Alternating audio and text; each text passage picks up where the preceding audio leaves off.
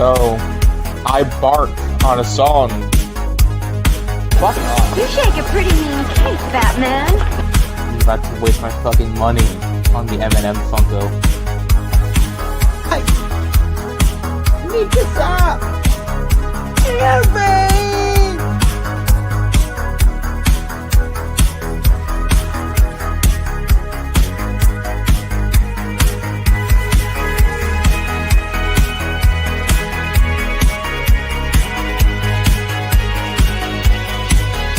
There are too many of them. What are we going to do? Sorry I'm late.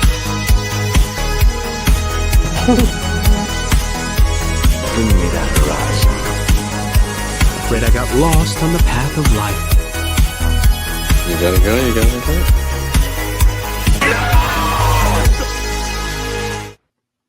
What's up? You know, that sorry I'm late will always and forever exemplify what this podcast is.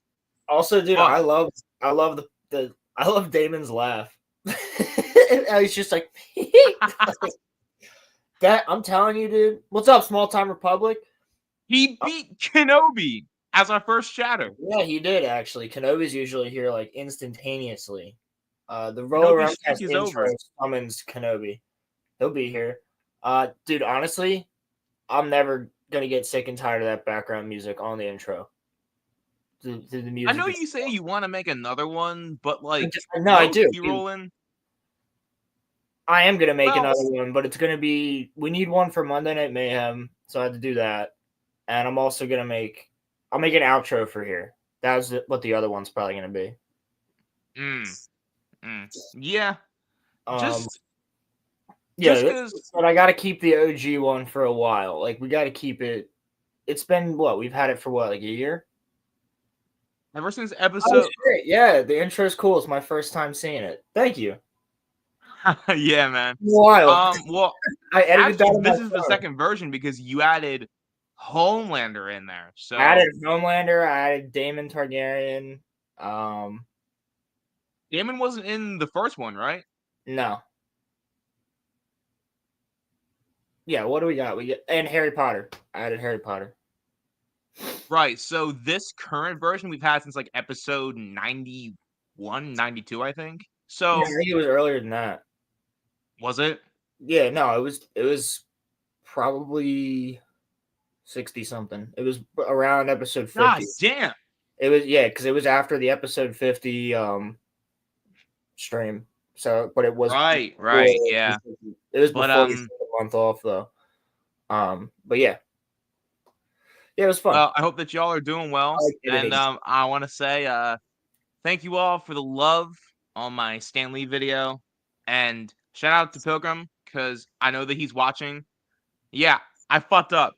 I missed a few cameos. But Well, I also was, dude. You also have Avengers: Homecoming in the video. You said honorable mentions for Infinity War and Endgame, but it says Avengers: Homecoming and Endgame. does it really? Fuck. Yes, I it does. just peeped that, bro. Okay. Yes, Look. it does.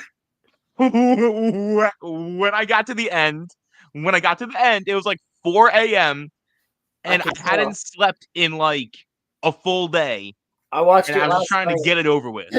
I watched it last night at like 2 a.m. and I was like, "Wait a second, did that say Avengers: Homecoming?" And I went back and I was like, "Oh shit, it does." Oh, Also, man. there was a couple of them that I feel like you probably could have gotten away with playing the sound. Like, though? Which ones? Well, there's a lot of them that don't There have was- sound. Well, no, bro. I put Infinity War and Endgames in there, and I edited and I distorted the sound as much as I possibly could, and that got hit with instant copyright. Did you really? So, Jesus, like- Christ. Disney doesn't usually do that type of thing. I know, but I wanted to keep them in there. I Well, tried to distort the sound as much as I like possibly could, I but need like, to figure out how to do the double screen, so like I can put a filter over like Andor when we're going over oh Andor. shit, And You should have then done that. Damn it. I need to do that. I might have to fucking. It Oh could have yeah, been. I gotta figure out how to get music out of scenes.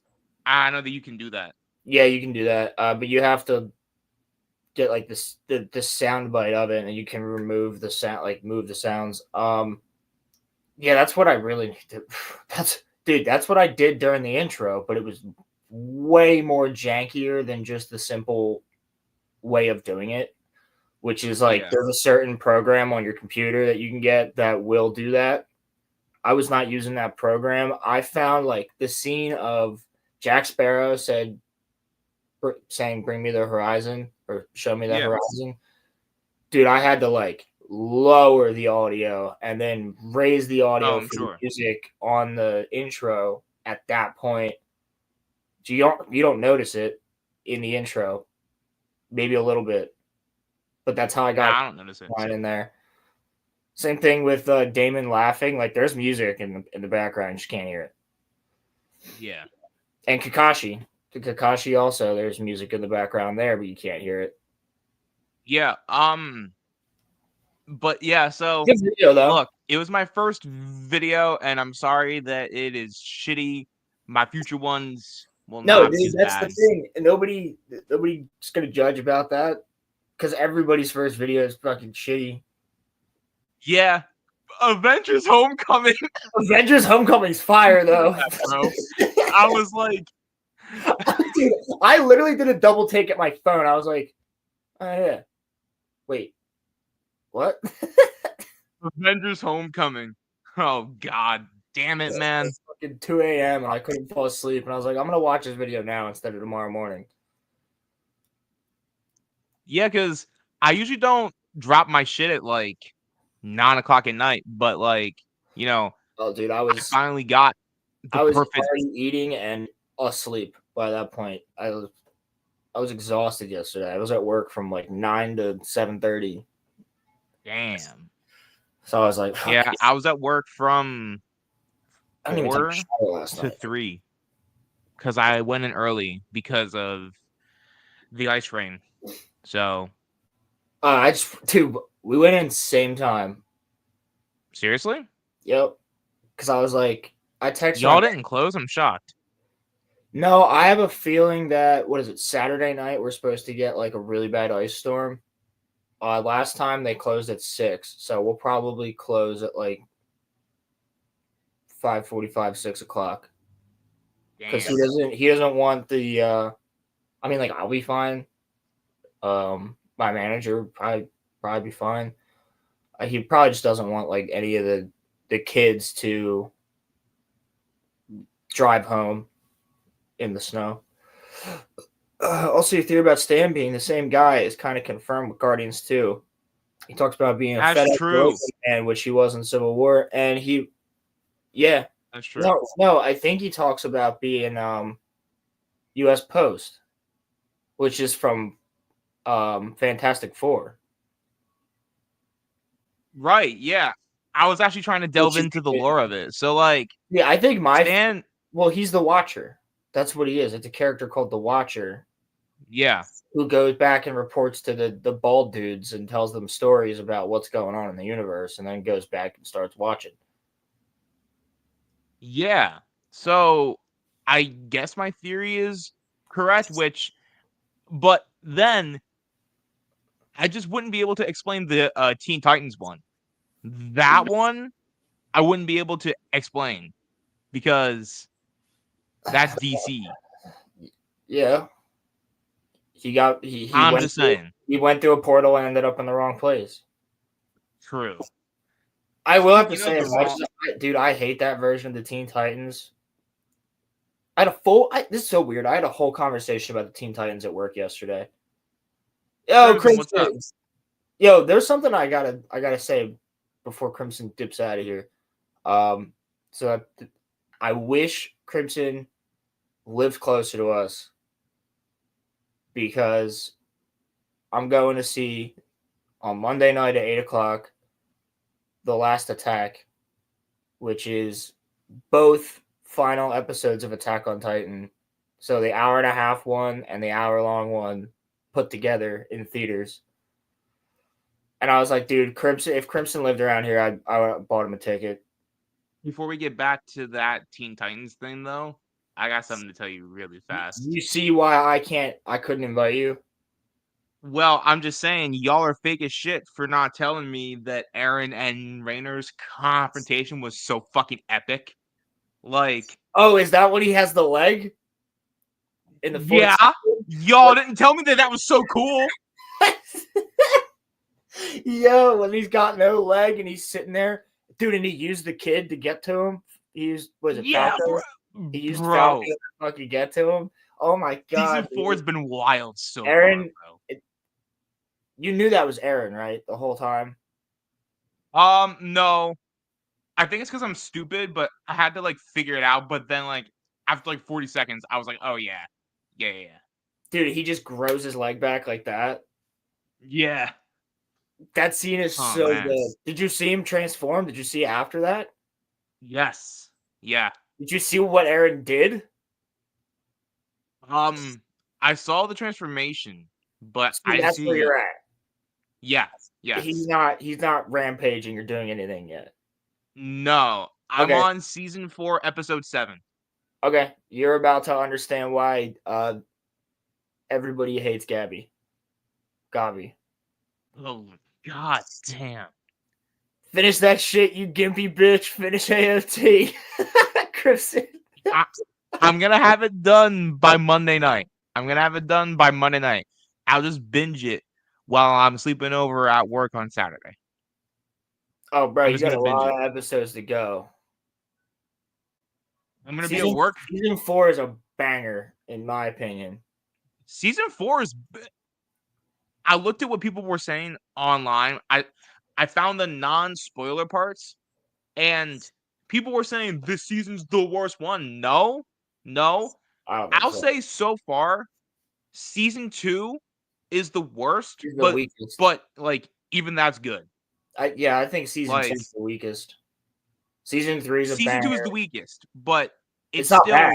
Yeah, it's not bad. It's just I think it's the weakest season, and then season 3 because all they do is it's sick. Oh From Jesus Spirit. Christ. Okay. Season 2 of Attack on Titan is just Aaron plugging up the wall. So you go Basically, yeah. It's basically a rehashing, but like a lot more in depth, and they're learning a lot more about the Titans and stuff. Like, and Aaron gets more development. All the characters get more development, but it's basically the same arc as the first season, which is we have to go seal off this part of the wall and kill all the Titans in Trost. And then after Trost, it's like the same thing, but going back to Shiganshina and closing up the wall. So that's why season 2 kind of feels like weirder. But I think in season 2 you also get the reveal of you get the reveal of Rhina and Bertold being the Titans. And doesn't season 2 also, when that happened, I was shocked. Season 2 also have Rod Rice, or is that no? It's season 3. Season 3, yeah. Yeah, because season 3 has Kenny. Yes, it is. Yes. Yeah, Fuck off, it is, but it yes. is the show with Levi in it. So what? So I bet you're wondering where the fuck everybody is if Aaron's just in Marley by himself. Yeah, bro. I've been thinking that.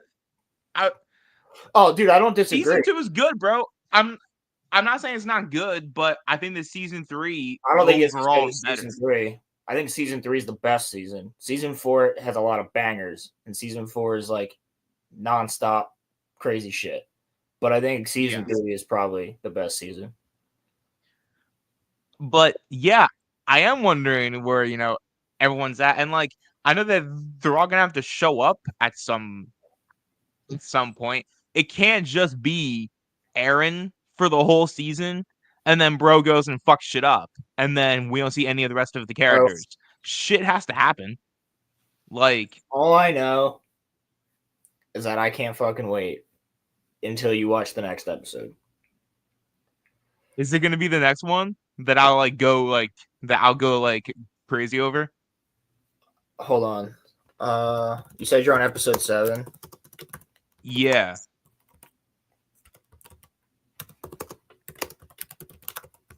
I'm fucking scared, bro.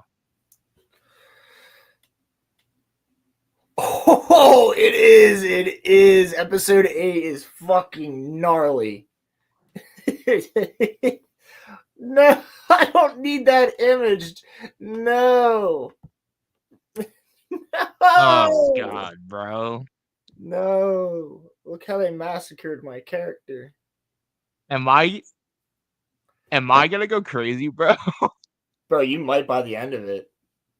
It's fantastic. It's Wow. It's really good. So yeah, Also, Burns,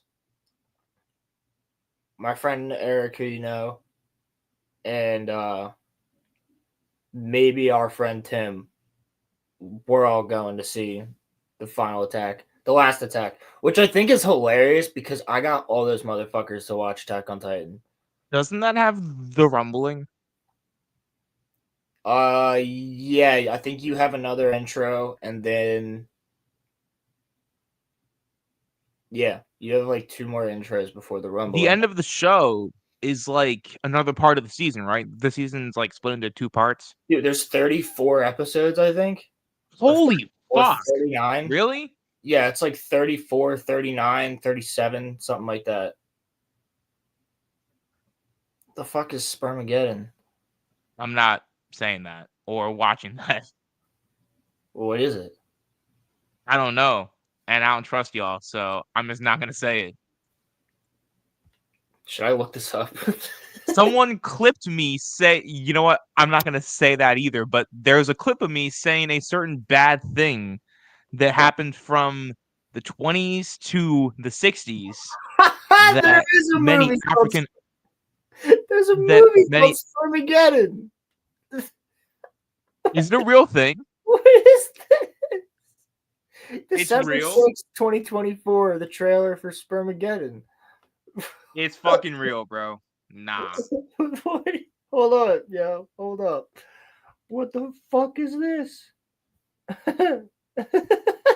You sent it to me, Crimson? I didn't see that. I'm sorry. What is this? Oh, what the fuck is that, bro? I'm not watching that shit. What is this, dude? What's it have? What on- is that? I'm not No, it watching has that an bullshit. 86% on Rotten Tomatoes. That's higher than Revenge of the Sith. What?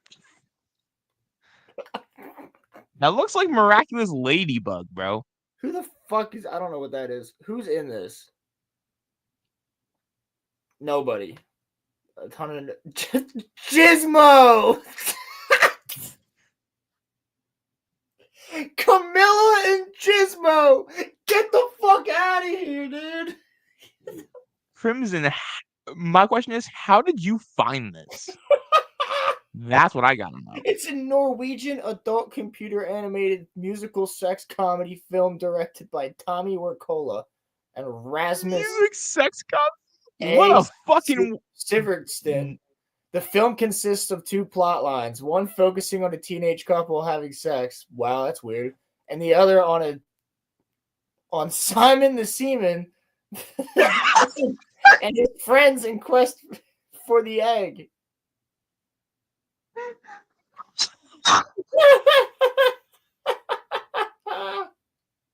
what the why would I watch that shit? Simon the Seaman. Wait, Professor Salt something. Simon the Seaman? Yeah, look. Simon, Gizmo, and Camilla. Camilla. Camilla. Camilla. Simon the Seaman, bro. Bro, this can't.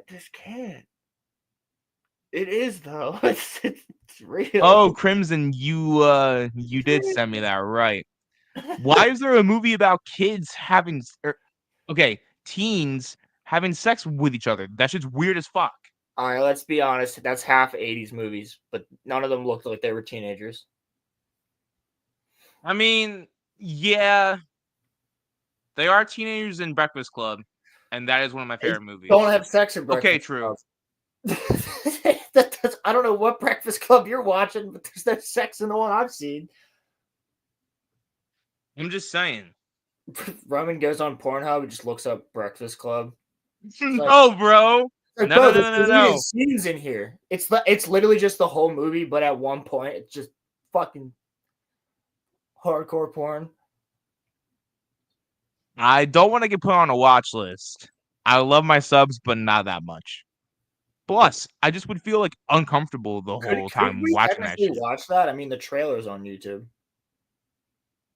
Why would I want to? I don't know. I kind of You want see to. what I mean? Like, nah, Curiosity. bro. I kind of want to watch this trailer. God. I'm gonna do it.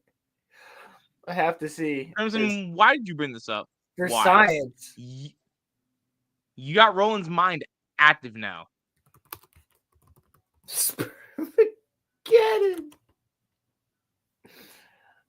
Simon the Steamin', bro. Dude, this trailer's 2 minutes. I don't want to do this. You know what? Pilgrim, I'll review it for my 500 Oh my god, it's special. dude, it's literally in all Norwegian. Is it serious? Yeah. Seriously? God damn it, bro. This makes it arguably more fucking funny.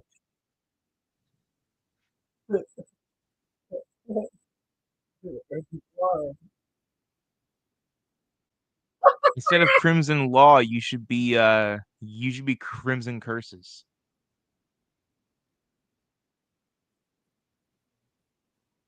I can't believe that that's a thing, that like that's actually a movie. That's just crazy. Dude, this is fucking what?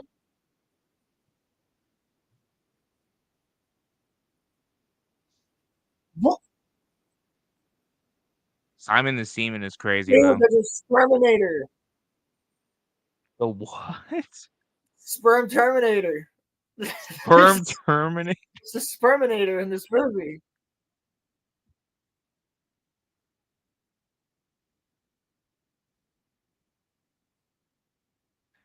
Sperm Terminator, man. I'm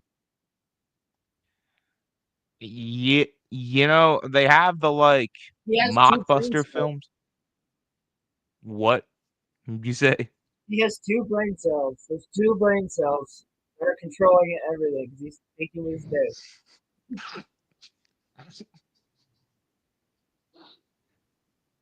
The fuck is that movie? Okay, no, but like, in all seriousness, though, like, I've seen the Almighty Thor, I've seen Spaceballs, I've seen the movie based off of Transformers, the the the the mockbuster based off of Transformers. I've seen all that shit. And this movie, bro, This is so fucking sounds like it's stupid. 1,000 times worse. I want to get this out of my YouTube history. Yeah, you probably should, Roland. I'm doing it right now. I needed to see it. I needed to see the trailer. I'm surprised that trailer is allowed on YouTube, to be honest with you. I wouldn't show it on the stream. There is like it's way too close to an innuendos throughout that entire thing. Honestly, shot that this isn't a French film. They make wild shit. True, bro. Yeah, they do. Make good comics though. The fact that it's like a Norwegian show is actually, or that it's like a Norwegian It's a Norwegian movie, movie, dude. That made the trailer hilarious. That because they're all like "Uken Staken Deacon," like it's they just talk like Sims the whole fucking time. they're like the Clavish is Inzani, and I'm like, yeah, dude, I get that. Oh man, Ronnie, how's your state? Still on fire? What did you say? I said, Ronnie, how's your state? Still on fire? Oh fuck, what's going on, Ronnie? Now you and me are on the same level because now I'm making higher quality videos, and Is that what you you call it? have been. So if you ever want to go like super like far in terms of making a video about me, I can respond to you now in proper. Oh, be scared, Ronnie. I'm not saying He's gonna get you. I'm fucking with you, Ronnie. Bro, that was the most Voldemort laugh I've. Nick. It wet outside. That's good. It wet outside. It be wet. You know what, bro? Fuck off, okay? Dude, I tried, all right? Avengers it was my first Homecoming. video. High quality Avengers Homecoming. Dude, you like I said, I hadn't slept, okay? It's my first one. It won't happen again. All right, Jesus. My next one will be shorter, and it'll be more concise. I already started working on it. Did you move to New Orleans? Was there a hurricane I didn't hear about? What? No, that can't be. It's California. That cannot be true. Oh no, because Trump told the military to let out barrels of water or something. Yeah, but Ronnie wasn't in the fire area. Well, then why is that house underwater? It can't be. Oh, storming. Well, in that's Cali, really? That's God. That's God doing what the government couldn't. God was like, you know what? I'll put the fucking fires out. God damn it! I tried to give this one to you. I know it does. It floods in California, doesn't? Yeah, they have torrential rain.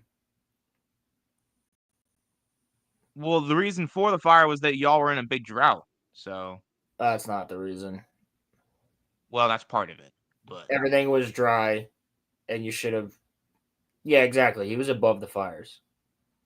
okay, all right. I don't know the geography of California. Geography is easy. Geography is easy if you're not sleeping in geography class like I was, and I shouldn't have been. Yeah, I've been the whole of California, top to bottom to top. I've been through it. Where's Los Angeles then? Is it in like the middle? Yeah. Oh, okay. Well, I mean, it's above San Francisco, I believe, but I didn't go there. I didn't go to LA either. Went around all that bullshit. I was on the Pacific Coast Highway though. Drought is fake. Well, technically, I mean, it should be because we have enough water for the people most of the time. Most of the time. And isn't Lake Havasu right there? It's one of them. Maybe. Is it Havasu? I don't know. I need you to lecture me about weather, bro. It barely snows in Florida, and Florida just got a snowstorm. Well, no, I Okay. mean it's not just the weather. I mean, they have a rainy season and a dry season. That's just fact. No, the fires didn't start because of the drought. The fire started because of probably a homeless person or somebody who made a mistake while lighting a fire. And then there's a couple more instances of arson because a couple other fires like lit up. And then also they literally said they did not put money towards cleaning out the underbrush, which you have to do up there. The Native Americans knew to do that. Well, the Native Americans, even though they're not as technologically advanced as we are, They are now. They are now. They are now. Yeah, they weren't at the time. I believe it. Seriously? Dude. Goddamn. You have to remember, there's people out there that are fentanyl zombies. They're not thinking, and they're like, fire! I make fire! You got a point. That's... Yeah. How many True. just random-ass little fires the homeless make in Philadelphia? Yeah, but we don't have like miles of lines of trees to set on fire. You know what I mean? Yeah, we do. In Philadelphia is what I'm saying. Yeah, that too, Pilgrim. Did you see the video of the people that were like letting out those like the floating candles, like the Japanese candles that'll like float into the air? Yeah. There was like a Yeah, I fuck saw ton that. of idiots doing that because they felt bad for the people affected by the fire. But those light on fire and then supposedly are destroyed, but they have also caused forest fires before because they blow into a tree. So everybody was like, "You guys are retarded. Let's I just mean, light like, a I million get the fires." sentiment, but like, I don't know. Yeah, Pilgrim, I'm with you. A fire I can escape from. A falling airplane could happen at any second. By the way, there was a fourth one Are you fucking serious? yesterday. Uh, Doctors on board. Turn this into a little bit of a Monday Night Mayhem, real quick. What? Plane full of doctors, and it was confirmed that the Black Hawk helicopter did not have its transponder on. You texted me that. Yep. Yeah, I texted you because we had a whole conversation about it. I was like, bro, nothing about this makes sense. And then literally, the news yesterday was like, yeah, they turned off their transponders so no one could see them. They were basically invisible. And they had night vision goggles on, which is like, why? Hmm. I don't know. That's a Monday Night Mayhem topic. All right, but And it's a good segue. Go watch our stream from Monday night. It was yeah, good. It was good. yep. And we're gonna dove, try to bring we dove Monday Night really Mayhem back more, consistently. Just it may not be on YouTube because I have plans about what we're gonna talk about next, and it may not be able to be on YouTube. So it could probably be. Yeah, we'll make a post and let everybody know if it's on Rumble or something. Usually we can get away with Monday Night Mayhems being up on Rumble without a problem. So yeah, it's just sometimes YouTube doesn't want like dude, if they were to release the fucking Epstein flight logs, like YouTube's not going to let us go over that. So well, yeah, no, of course that not. would have to be on Rumble. Well, I was thinking for the next one, just JFK. we can discuss this more in private, but when they get released, the MLK files, I think we'll. Well, yeah, I mean them and JFK, they're gonna get released around the same time, aren't they? Are they? I thought they were it getting might released be. within It might be like a couple week of months each other. off. Yeah, it's something like that. We should go over both of them. That's why Monday Night Mayhem is once a month. Yeah, because then it makes sense. But I mean, we could change it if we have to. Well, so actually, before we we go on to our we weren't even gonna do one last week or this week. We weren't even gonna do a Monday Night Mayhem, but with everything going on with the planes and whatnot, 100% agree with you there, bro. yeah, I agree with that. 100%. And I'll tell you what, I can do flat. I can get enough information on flat Earth and do it. I have a lot of information on that. I don't believe in flat Earth. Make that known. But I will talk about it. Also, I just want to say really, really quickly, if there's no Bill Clinton on the Island Man list, then it's bullshit. Because we all know that he was part of it. So I think there's both Clintons on there. What would Hillary have been doing there? What was Island Man's wife doing? Was Maxwell his wife? Yes. Oh, never fucking mind then. Okay, you got a point. I don't think they were legally married, but yeah. Martin Luther King. Jesus Christ, bro. Okay, no, but so I wanted to ask you before I can't do a Monday Night Mayhem on flat Earth. We could definitely do that. Well, we could put it into multiple things. So we could do, because there's not a ton to say about it. I don't think we get a whole show out of it. So what I would do would be flat Earth, hollow Earth, and hollow moon all together in one. Heard of Hollow Moon, but I In would one. have to dig It into it and makes do more research. it actually makes so much sense, and there's no way of us testing it, so it's just fun to think about. It's not necessarily hollow. It would be more like a honeycomb on like the moon, because it was able to withstand all the bombardments from like meteorites and stuff.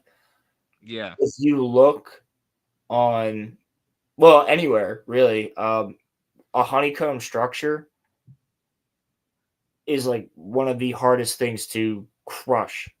So like if you try to crush honeycomb, it'll snap before you can actually crush it. And like a honeycombed like structure of the moon, and then that goes into was it designed? Because the moon protects Earth from so much fucking shit, dude. When you look into it and look at like the history of it and whatnot, it's crazy. So much shit still hits the moon today. So I wanted to ask you about something before we get onto our like discussion topics, but what do you think about the potential of that asteroid hitting Earth in 2032? You think it'll hit us or no? I mean, they say it's a 1.7% chance, which is actually like supposedly high or something. It is high. It's higher than usual. Yeah, I mean, what am I gonna do? I'll probably just vibe. I mean, shit, bro. That's what I'm saying. It is interesting to talk about. So, but I'll put flat Earth in with like hollow Earth, hollow moon, and other stuff. I'll find other stuff to put under that. We'll do like planets and shit. Got you. All right. So dude, what I'm excited for? Hold on. What I'm excited for is hopefully this happens before the asteroid. But I still think we have Star Wars. I've always thought this. Star Wars is, to anybody that doesn't know, a project that Ronald Reagan wanted to put forth, which was legitimate fucking space lasers and satellites and shit, like a grid. No one ever heard about it, but there's a space force. There's probably some sort of defensive grid or something that we have, but that's fun to talk about. That would be fun as shit. Oh, well, all right. Well, yeah, perfect. We'll talk about like Star Wars and shit like that. Not the movies, the actual thing called Star Wars. All right then. But yeah, if anything, to your point though, Pilgrim, they've said that there was like a 0.1% chance of them ever hitting us. This one's like 1.7, which is high. Yeah, the thing's the size of Texas, so we'd be fucked. Yeah, it would be just like the dinosaurs again. Dude, you want to talk about something scary? If our sun goes into a micronova, we're all fucked. Not even, and that can happen at like any point, right? Literally any point in time, yeah. Like that stuff is fun to talk about. Like, yeah, the Bible talks about that, about how there's gonna be like a mega earthquake when like Jesus comes back and stuff like that. Yeah. That's but delightful. Yeah. But Ronnie, unless you're talking about the big one that's like supposed to hit Cali, there's also supposed to be an earthquake that like the whole world's supposed to be able to feel or something. Like yes. So my thing is, look up micronovas. They're terrifying, and there'd be nothing we could do. A micronova, if it hit Earth, we wouldn't all die. but it would EMP the entire planet. We have no defenses against a worldwide EMP from a solar Oh, flare. fuck 'Cause- no. So instant panic. It also melts the North and South Pole, so sea levels will rise and then rapidly recede. So even where we're at, Philadelphia, we'd get covered. So basically, unless you're in the center of like the country and you're high up, like talking about the Rockies or something, you would get hit by all this water and then it would instantly pull you out. So you would need some sort of boat with like a 2-stroke motor and be in it ready to go to survive that. And then Damn. whoever else survives that, there will be no contact with anybody because there won't be, it'll most likely fry the satellites around us. So there will be no sat phones. Small time says, I laughed when the scientists said that they're not concerned about about a 1% chance of the meteor. That is a high percentage, relatively speaking. Yeah, Yeah. yeah. But there's something that we can do, though. I mean, we just have to, you know. Yeah. That's Muffler, the thing. what's up? So this goes into the ancient civilization stuff. What's up, Muffler? And I love the ancient civilization stuff, Into a but cave? That's not even possible in this type of a scenario, is it? Like, oh no, it is. But what I'm saying is, yeah, the micronova is fucking wild. It would be like miles long fucking light. It would be like the fucking rumbling, dude. would we be more fucked with a micronova or a solar flare, though? That's what it is. It would be a massive solar Oh. flare hitting us Oh, okay. from the sun. Like there's no there, and it would also like fry the ozone layer. So the Earth would just rapidly heat. The Earth would get hot as fuck. Yeah, it would be like 100 degrees or over worldwide, and it would melt fucking everything. And then there'd be like crazy weather, fucking lightning strikes that are just like carving through fucking cities. Like it would be gnarly. It would be like the apocalypse, basically. And that can happen at like any time. The sun Yeah, could just and like, there's send one out. and dude, I follow this one page. I have to remember the name of it on they mention it a lot on Forbidden Frontier on Gary's channel for his show about this type of stuff. But they just report on the sun. And like the amount of flares that are just popping out of the sun, it's like ramping up. So we got so like basically the way we would know is you'd be able to see the moon in the daytime and it would be red. And that's how you'd know we're about to get hit with the flare. So the sun would be red as well. So if you wake up one day and the sun's red, just be like, fuck it. There's nothing I can do. Yeah, is that it? Space weather news? I think that's what it is. I mean, That's if a I wake whole- up and the sun's red, or it has and like the moon looks like the Majora's Mask moon, I'm just The moon I'm just will look like enjoying. Madara's got you in a genjutsu. Bro, I would just enjoy whatever time I had left. That's I would what just it like is. hug my cat and just Muffler like tape. That's what it was. Suspicious observers. That's how I knew them. And then now they've changed their name to Space Weather News. because like with like shit like that, bro, you can't stop it. So there's no point in even like trying to worry about it or like trying to make a plan. That's why I laugh when people are like, look at these billionaires building their bunkers. Like, I wonder, what do they think there's going to be another world war or some crazy thing? And I'm like, no, they think that they probably watch the weather news in space. Yeah. Pennsylvania would get fried too. Instantly. Well, we'd be underwater. It would be it would rise like 7 feet, I think, every.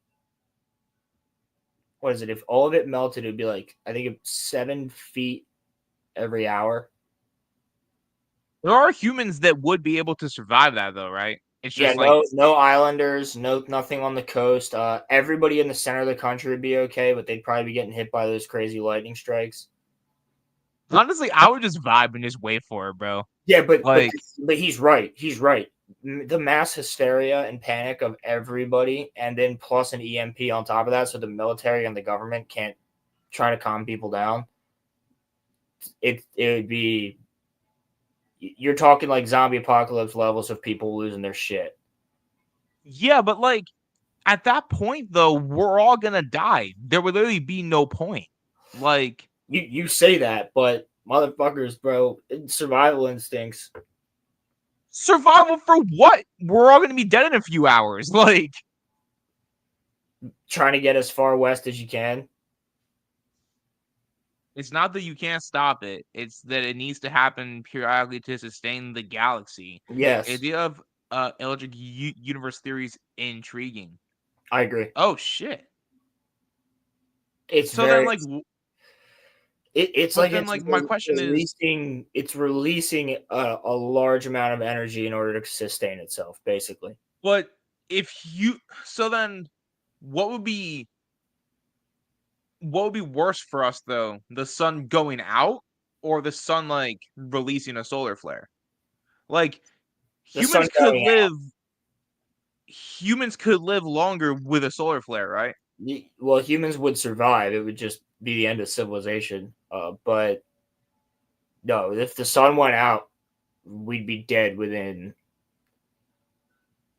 Well, here's the thing: the sun wouldn't go out. The sun would go out and then go into supernova, and then we'd die. But so regardless, we'd be fucked. Supernova would come after, but before that, it would be, yeah, we'd lose all the yeah, it would get remarkably cold. All the plants would die. Then we'd lose oxygen. That's what would kill us. There wouldn't be enough oxygen on the planet from the plants. We'd die. Damn. Yeah. But it would be dark as fuck instantly. Bro, I never even thought of that, bro. Pretty much. Jesus. Yeah, dude, that's what I'm saying. And I think that's what I believe the Great Flood was. A reset? Well, I mean, it was, but there's evidence of the Great Flood in every religious text and pretty much all over the planet. That you can see it from space. If you look at North America, you can see the wash come down. I've gone over that on Monday Night Mayhem before. Yeah. But it's clear that there was a massive flood at some point, and they believe that was from a solar flare melting the ice caps and causing that massive flood. They believe that's also what killed the megafauna, like mammoths and all this other stuff, like saber-toothed cats and whatnot, because there's no way humans hunted them all to extinction with spears and shit. But also, there's evidence of a solar flare at one point, because I think it's in Turkey. It's in a Middle Eastern country, but there's the Desert of Bones. And you can literally find like a foot, like 2 feet, like just standing there, but everything else above it, the whole skeleton's gone, but it's like 2 feet. There's melted pottery. Like, it looks like it got hit by extreme amounts of electricity. Like, and like just disintegrated motherfuckers. What? Yeah, you can't go there. You used to be able to, but you can't anymore. It's state, or well, I guess government run. But yeah, it's crazy. And in that location, that's where they found melted pottery, like where it would have had to be like 2,000 degrees to do that or something. It's not like destroyed pottery, it's melted. Also, this turned into a Monday Night Mayhem real quick. There's so many things that could like kill us though, because if the Earth stopped spinning for like a half a second, we would all die too, right? Oh, fucking instantly. Yeah. Yeah. Because it would throw everything around, right? Like things would like be thrown out of place and shit like that. We keep moving. Mm. We're moving right now. Even though we're stationary, we're moving right now. And if it stopped, there'd also be a gravity fluctuation, and there would also be no atmosphere. The atmosphere would get destroyed. We'd be fucked. People are all worried about nuclear war. I'm like, when's the sun gonna kill us? Right. I think it's much more likely the humans die out by like the sun having like a solar flare or something, rather than like nuclear warfare. Because honestly, while that would eliminate humanity, there are some fuckers that would like live through that shit. Whereas like solar flares, no one's living through that shit. Very, very few people. Well, no, some people would. The spin changes by a few microseconds. Yeah. That's that. That's true. Dude, we very rarely in Pennsylvania, we don't get a lot of earthquakes. We had one here. Yeah. There was one in March or April. Yup. Yeah. And like, because I remember, because I was there and I was like, what the fuck was that? And I've been in an earthquake before. I felt them before. And I was like, there's no way that just happened. I was like, that was a fucking... I said it. I was the first person to say it. Everybody else was like, what the fuck was that? I was like, that was an earthquake. And then it did it again. And I was like, that's a fucking earthquake. And they're like, how do you know? I'm like, because I was in an earthquake before. It wasn't bad, but I was around, like, I was camping somewhere or some shit, and everything started shaking. You're like, whoa. Yeah, and isn't the ground like breaking apart and shit like that?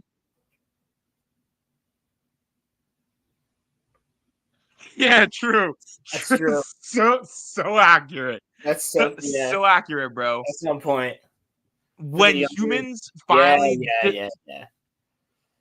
when humans finally decide to like, turn shit around, the sun's just gonna be like, nope, fuck you, bye. Well, like, that's one of my favorite topics, the Younger Dryas event. So what I believe, I don't know if anybody else... frozen mammoths? Yes. So the way that happens is because of the solar storm. It breaks the atmosphere in a certain location, and could be in other locations, but it basically breaks the atmosphere and creates an extreme fucking vacuum. What? So it basically just it becomes space, right? So what happens to you in space happens on Earth. It's just boom for like a second, and it freezes everything in that location because it's the cold of space. The cold darkness of space is just on Earth instantly. What? It flash freezes everything. Is that where the Ice Age came from? No, the Ice Age came from the cooling of the Earth, which just happens. The Earth goes through cycles, but that's completely different. That's what killed, like, they believe it hit North America somewhere, and that's what killed a lot of shit. Interesting.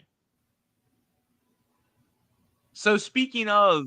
So this is the type of stuff we talk about on Monday Night Mayhem usually, but... Well, so. Speaking of dinosaurs, Roland, you are a big Jurassic Park fan. I'm a big dinosaur fan. I like dinosaurs. What do you think about the new movie? Now,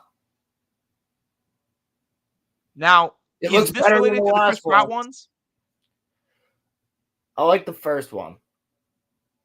I didn't mind the first Jurassic World. The second one, I did not really like. I don't like the idea of cloning people, and the third one was kind of whack. I don't like the idea of dinosaurs just vibing in the United States. Yeah. Because then it removes, like, what's so special about them having their own ecosystem and shit. And I didn't like Isla Nublar getting destroyed. And I didn't see the third one. I never watched it because I didn't want Dr. Grant, Dr. Sattler, and Dr. Malcolm all back and just they're gonna do the same thing they did to Indiana Jones and the same thing they did to the cast of Star Wars. I'm just like, I'm not gonna watch this. Oh, really? Oh. Is he? Hmm. But this one,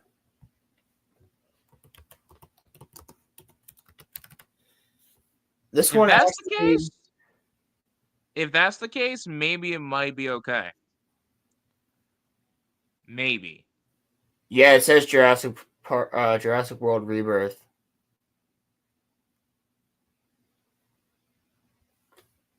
Wait, so is it Park or World? It's Park? It's World. Oh, it's World? Fuck. So that's... Did you see the trailer? I didn't, no. I just know that there was one. The one thing I will say is, can we just stop with the fucking dinosaur hybrid bullshit, please? People watch these because people like T-Rex. Wait. I like T-Rex. I like Velociraptor. I like Spinosaurus. Like, give me the dinosaurs that I grew up with. I don't need you to create new dinosaurs when you haven't even shown some of the dinosaurs I want to see. No, but they have to keep showing the Raptors off, bro, because Well, they were friends with Chris Pratt. The Raptors are fantastic. Yeah. I think hell no. I think the answer is in Jurassic Park. You were so one of my favorite lines in any movie is you were so it's like you were so worried about whether or not you could, you didn't think about whether or not you should. Yeah. From Dr. Malcolm, also a fantastic character. If anybody hasn't, read Jurassic Park. Read the book. Listen to the audiobook by Michael Crichton. Fantastic. It's back on an island, small scale. Oh, Gareth Edwards is directing? I'm down. That's okay. That's Rogue One's director. I trust him. Yeah, I actually have a little bit of hope with this one. Gareth Edwards does a great job with stuff. It's just that the hybrids of dinosaurs was kind of sick. So there's a hybrid in this called the Diablos Rex, and it is what? Diablos Rex. It's basically the show? Or the video game? What do you mean? Like Diablo? Yeah.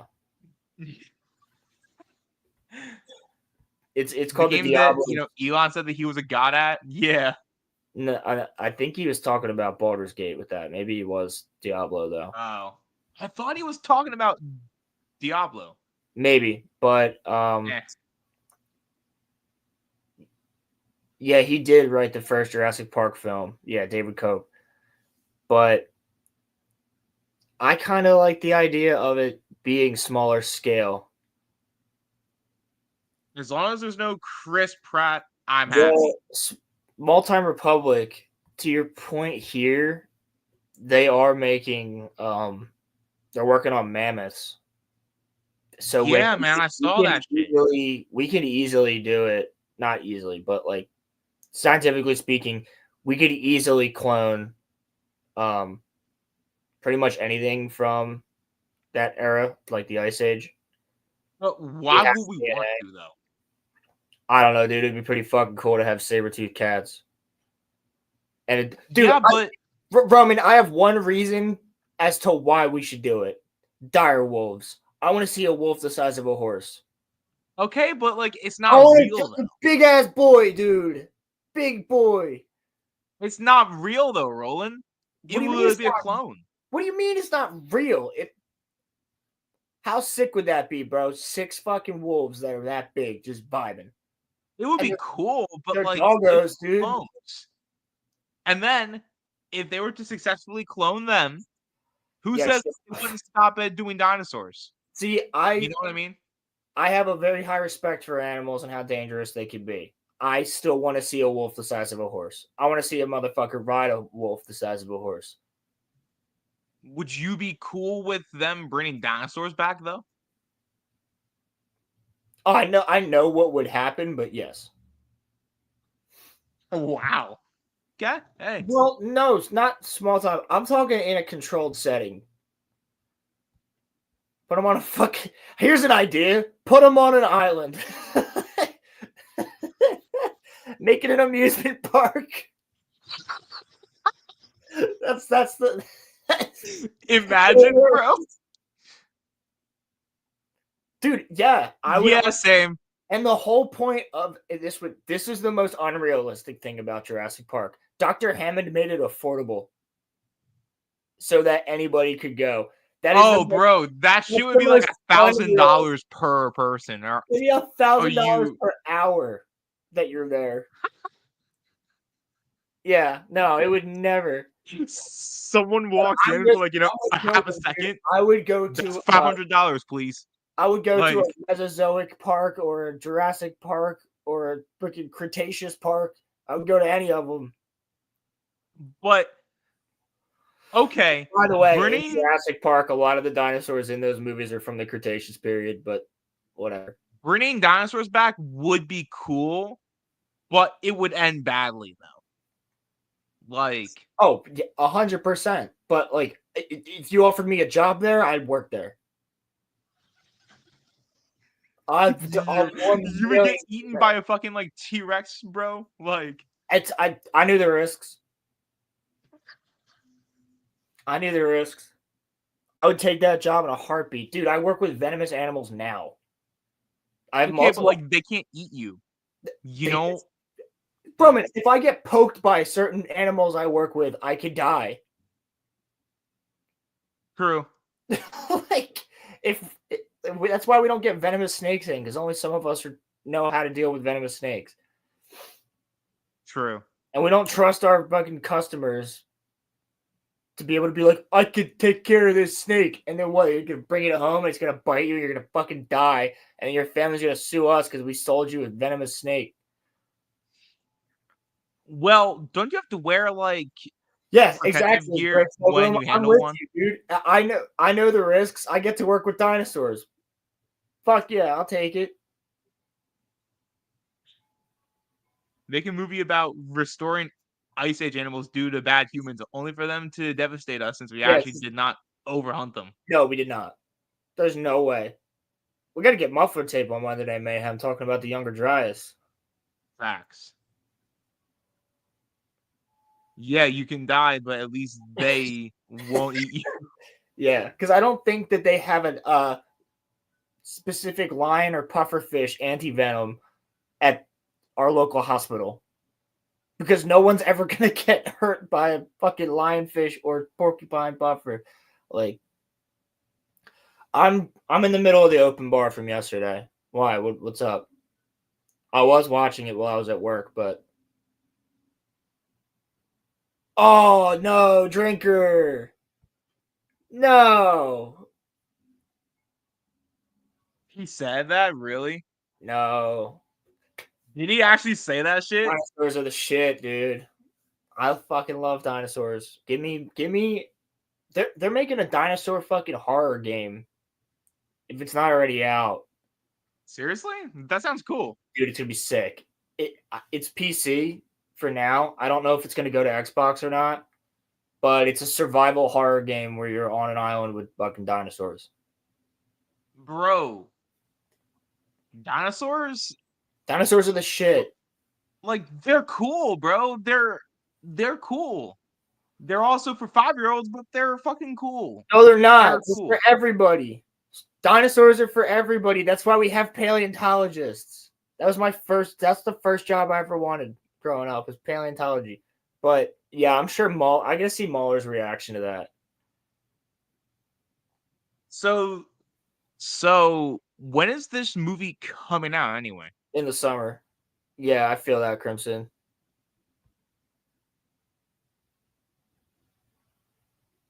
But yes, I would go to a Jurassic Park even though I know that there's like an 80% chance that But like worth it, I don't walk back out of that said park. But yes, it'd be worth yeah. it. There's worse ways for me to die, bro. Like it's either that or I die of old age at like 92. I mean, I don't And want I'm to. Hell yeah, Crimson. dude, that would be okay, Roland. Dude, let me tell You're you. swaying me about bringing dinosaurs back. Let me tell you a quick Like, story. So, I was at work maybe like a month or two ago, and it was like me, my 3 coworkers in the back room, like my manager. We were working with the fish. It was kind of slowing down for the day for once on like a Saturday, or no, it was a Sunday. It was during an Eagles game, so that's why there was like basically nobody there. And my manager said something, and I was like, bro, I get because we all have animals and we all like these crazy ass animals and we like working with them and shit, right? And I'm like, you know why I think that is? Because all of us like dinosaurs as a kid, and we love this type of shit. And he was like, that's not necessarily true. And I'm like, bro, not everybody loves dinosaurs. He goes, everybody loves fucking dinosaurs. I'm like, no, they don't. I'm like, ask certain people, be like, did you like dinosaurs as a kid? I was like, because guess what? I know that she did, I know that he did, and I know that you did, and I know that I did. So we all like dinosaurs as a kid. And he turns around, this random ass fucking dude walks in. He's like looking at the live plants in the water. And he's like, my manager just walks up, he goes, sir, did you like dinosaurs as a kid? And the guy looks at him and just goes, no. And he just walks away and leaves. He walks out of the store. And I was like, see? Not everybody liked dinosaurs as a kid. But it was funny as fuck.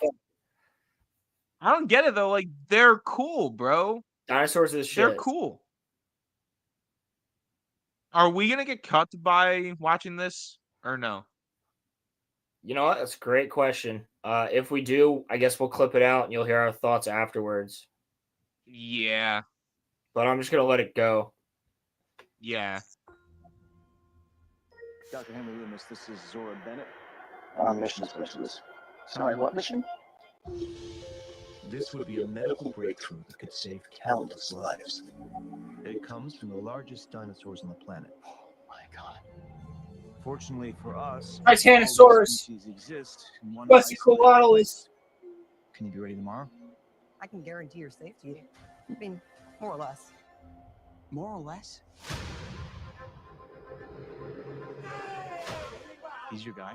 We're the best at moving things and people in and out of places they shouldn't be. Move up towards Barbados, avoid government patrol, but there aren't that many anymore. Why's that? No one's dumb enough to go where we're going. This island was the research facility for the original Jurassic Park. We need DNA from the 3 biggest dinosaurs. Do we have to get a sample from an egg? I suppose we could try and get it from the parent, but they're a flying carnivore the size of an F-16. Maybe we should make it quick.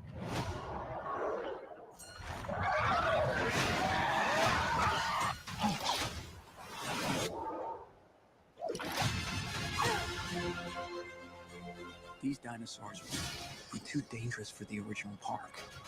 Please don't say they're raptors. They're raptors. The worst of the worst were left here.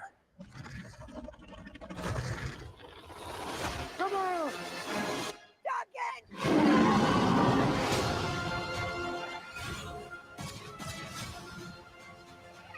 We put ourselves in a place we don't belong.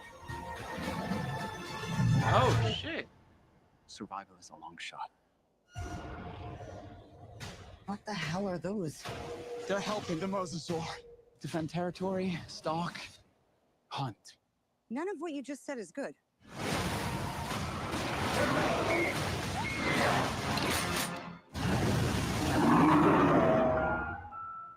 Oh hell nah, bro. That shit's awesome. Okay. All right, Pilgrim, I'm glad you asked. Oh fuck! I If don't know you what, had lots of what is reasons this? Get out of here! I'm glad you asked. Um, JP3 Spino is goaded, but I do like the accurate versions. They actually are just they I think they just discovered recently. Um, the Spino spent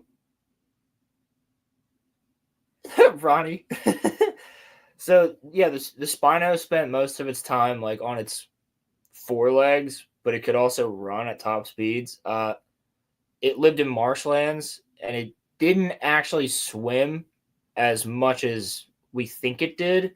It was more like a heron or a stork, where it would dive its head in the water and grab fish and prey, or it would lay in the water like a crocodile or an alligator and wait for prey to come near the water's edge.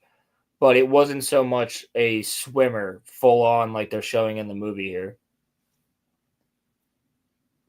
which is interesting. Oh. Medieval armor and a short sword. Medieval For armor sure. and a short sword. Yeah, 100%. Yeah. I'm fighting a I think raptor. that because there's a shot that you could miss fighting a velociraptor. Yeah, And like here's the thing: a velociraptor's claw is gonna get me regardless, but if I have armor on, it might not get me as bad. yeah. So I think in But that you gotta think, instance, dude, medieval armor, like you're not gonna be able to maneuver as fast. But I would rather the medieval armor and short sword. well, yeah, because I'm thinking of it from like the sense that like medieval armor gives me a better chance of surviving, whereas like if I'm just going in there guns So does a sword. blazing. I like the more accurate looking Spinos, but the Jurassic Park 3 Monster Spino is just too iconic. That ringtone haunts me, and it's my ringtone. Oh, dude, it's my ringtone. That's fucking crazy. We have the same fucking ringtone. Yeah, it's literally the same shit. That's one of the tattoos I want to get. I'm saving it. I want to get. It's got like a bitch, but right here, I'm getting the. That's gonna hurt, bro. That's gonna Oh, it's hurt gonna like a hurt. motherfucker. It's gonna hurt like a son of a bitch. It'll be like right here on my side, but I'm getting the skeleton of the raptor at some point. Oh, that's sick. I That's also cool. want to get. This is just out of nowhere, but I think on my right leg, I'm gonna do a face hugger from Alien, wrapped around my leg with the face on the knee, wrapped around. So, do you think that Chris Pratt will be in this movie? No. Or no? No, he's not billed for it, so he would be in the billing. I assume there could be a cameo at some point, but I don't think he cares. I want to go through the trailer real quick. So those dinosaurs that were swimming, Spinosaurus, and they were hunting with the mosasaur. So right here is that's Titanosaurus, which is the biggest herbivore to walk the planet. Though, see, like, I always thought that the T-Rexes were the largest ones. Well, they're not a herbivore. So around here, they say like this was the research facility for Jurassic Park, so that means it has to be Isla Sorna, not Isla Nublar. Where like everything actually happened. Oh yeah. And then Quetzalcoatl being in it, I dig. What I don't understand is like why, because they're like we can have a medical breakthrough if we get the DNA from the biggest dinosaurs, and it's like, yeah, but just like leave them the fuck alone. Yeah, like just don't go. No, well, what I'm saying is why though? What do they have? Obviously, there's going to be raptors in it. Right here, that's the claw, the Diablos Rex.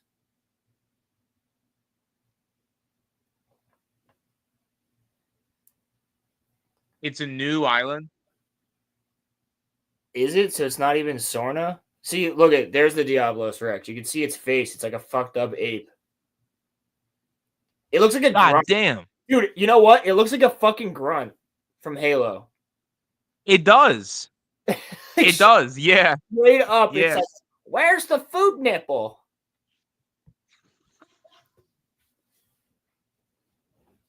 Demon!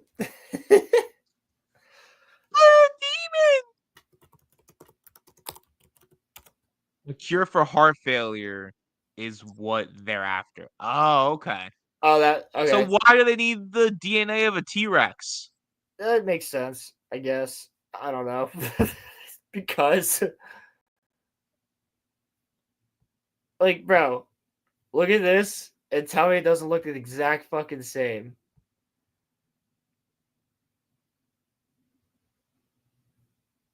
Oh, yeah, they really changed.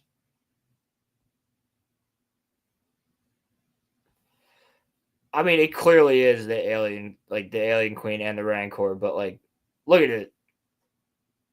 Yeah. Yeah. I think they were like, it's just a grunt. It's an Ungoy.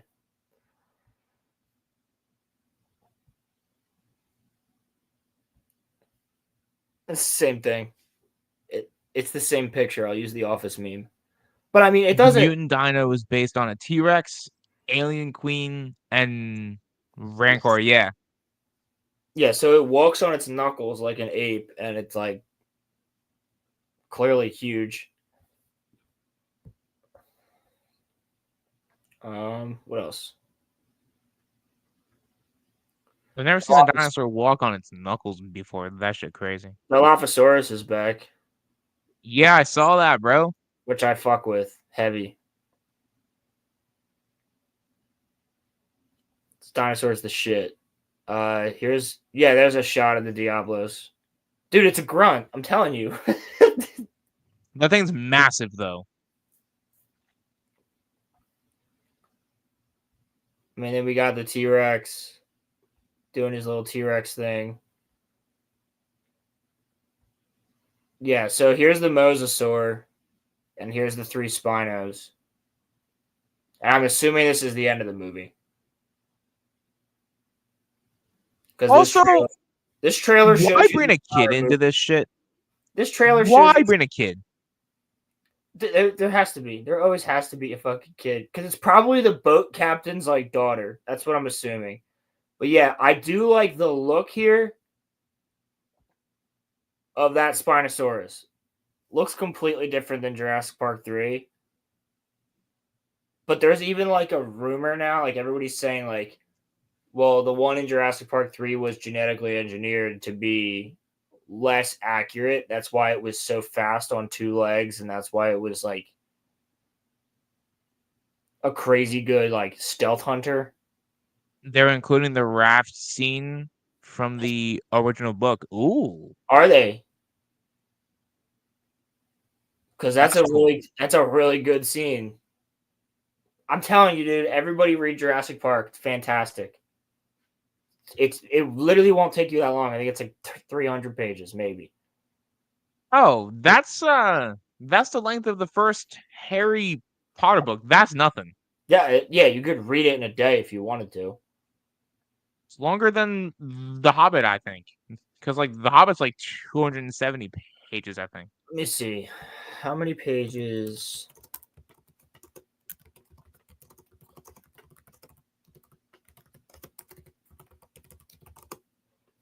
In the first Jurassic Park book. 399 to 466, depending on what size font. So they're saying 400 pages, give or take. Jurassic Park and The Lost World are fantastic.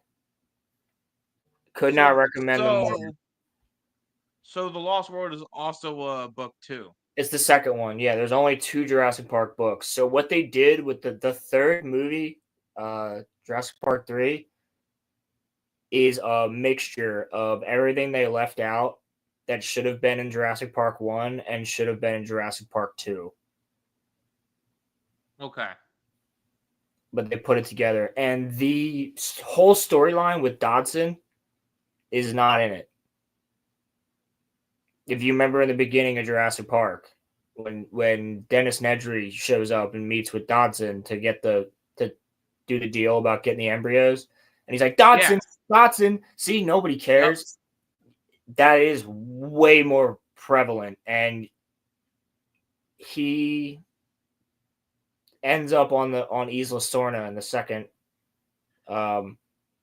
book, and he's got like mercenaries and shit, and they're there to steal the baby Rex. It's a little bit different. It's really good. So and, the other thing that's cool as fuck that we never got to see is Ceratosaurus, or not Ceratosaurus. What is that? Carnotaurus. It was Carnotaurus. Oh. You ever seen the movie Dinosaur by Disney? It sucks, but yes, yeah. What the fuck? Dinosaur's good. Fuck you. Dinosaur is terrible.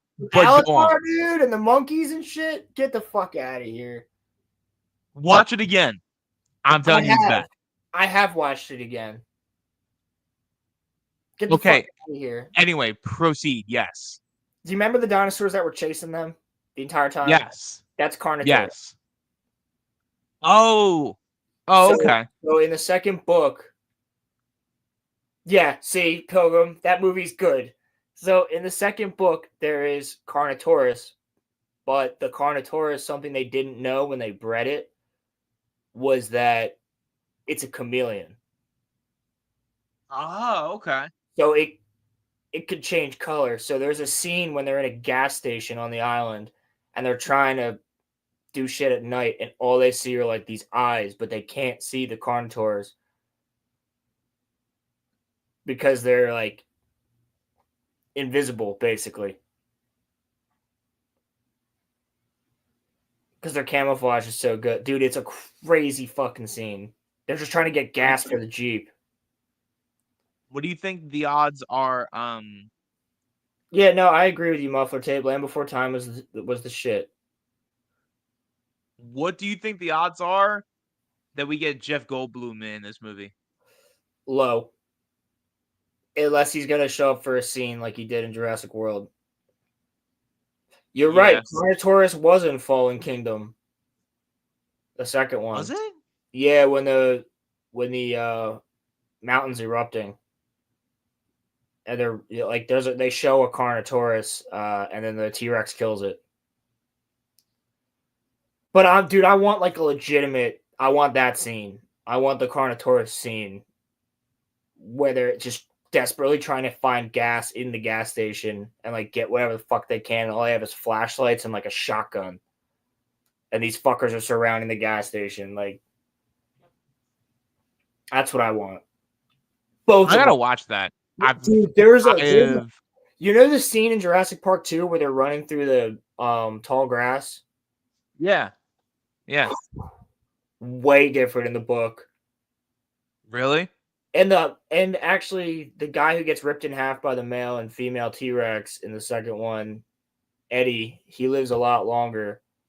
And Eddie also, the high hide is something they use multiple times, which is like that big lift that goes up into the trees where the daughter and him are hiding. Pilgrim, in fairness, World was supposed to be a reboot, and Goldblum was in the first one of those too. So I think he's in the second one. Is he in the first or the second one? I think he might be in the first, but yeah.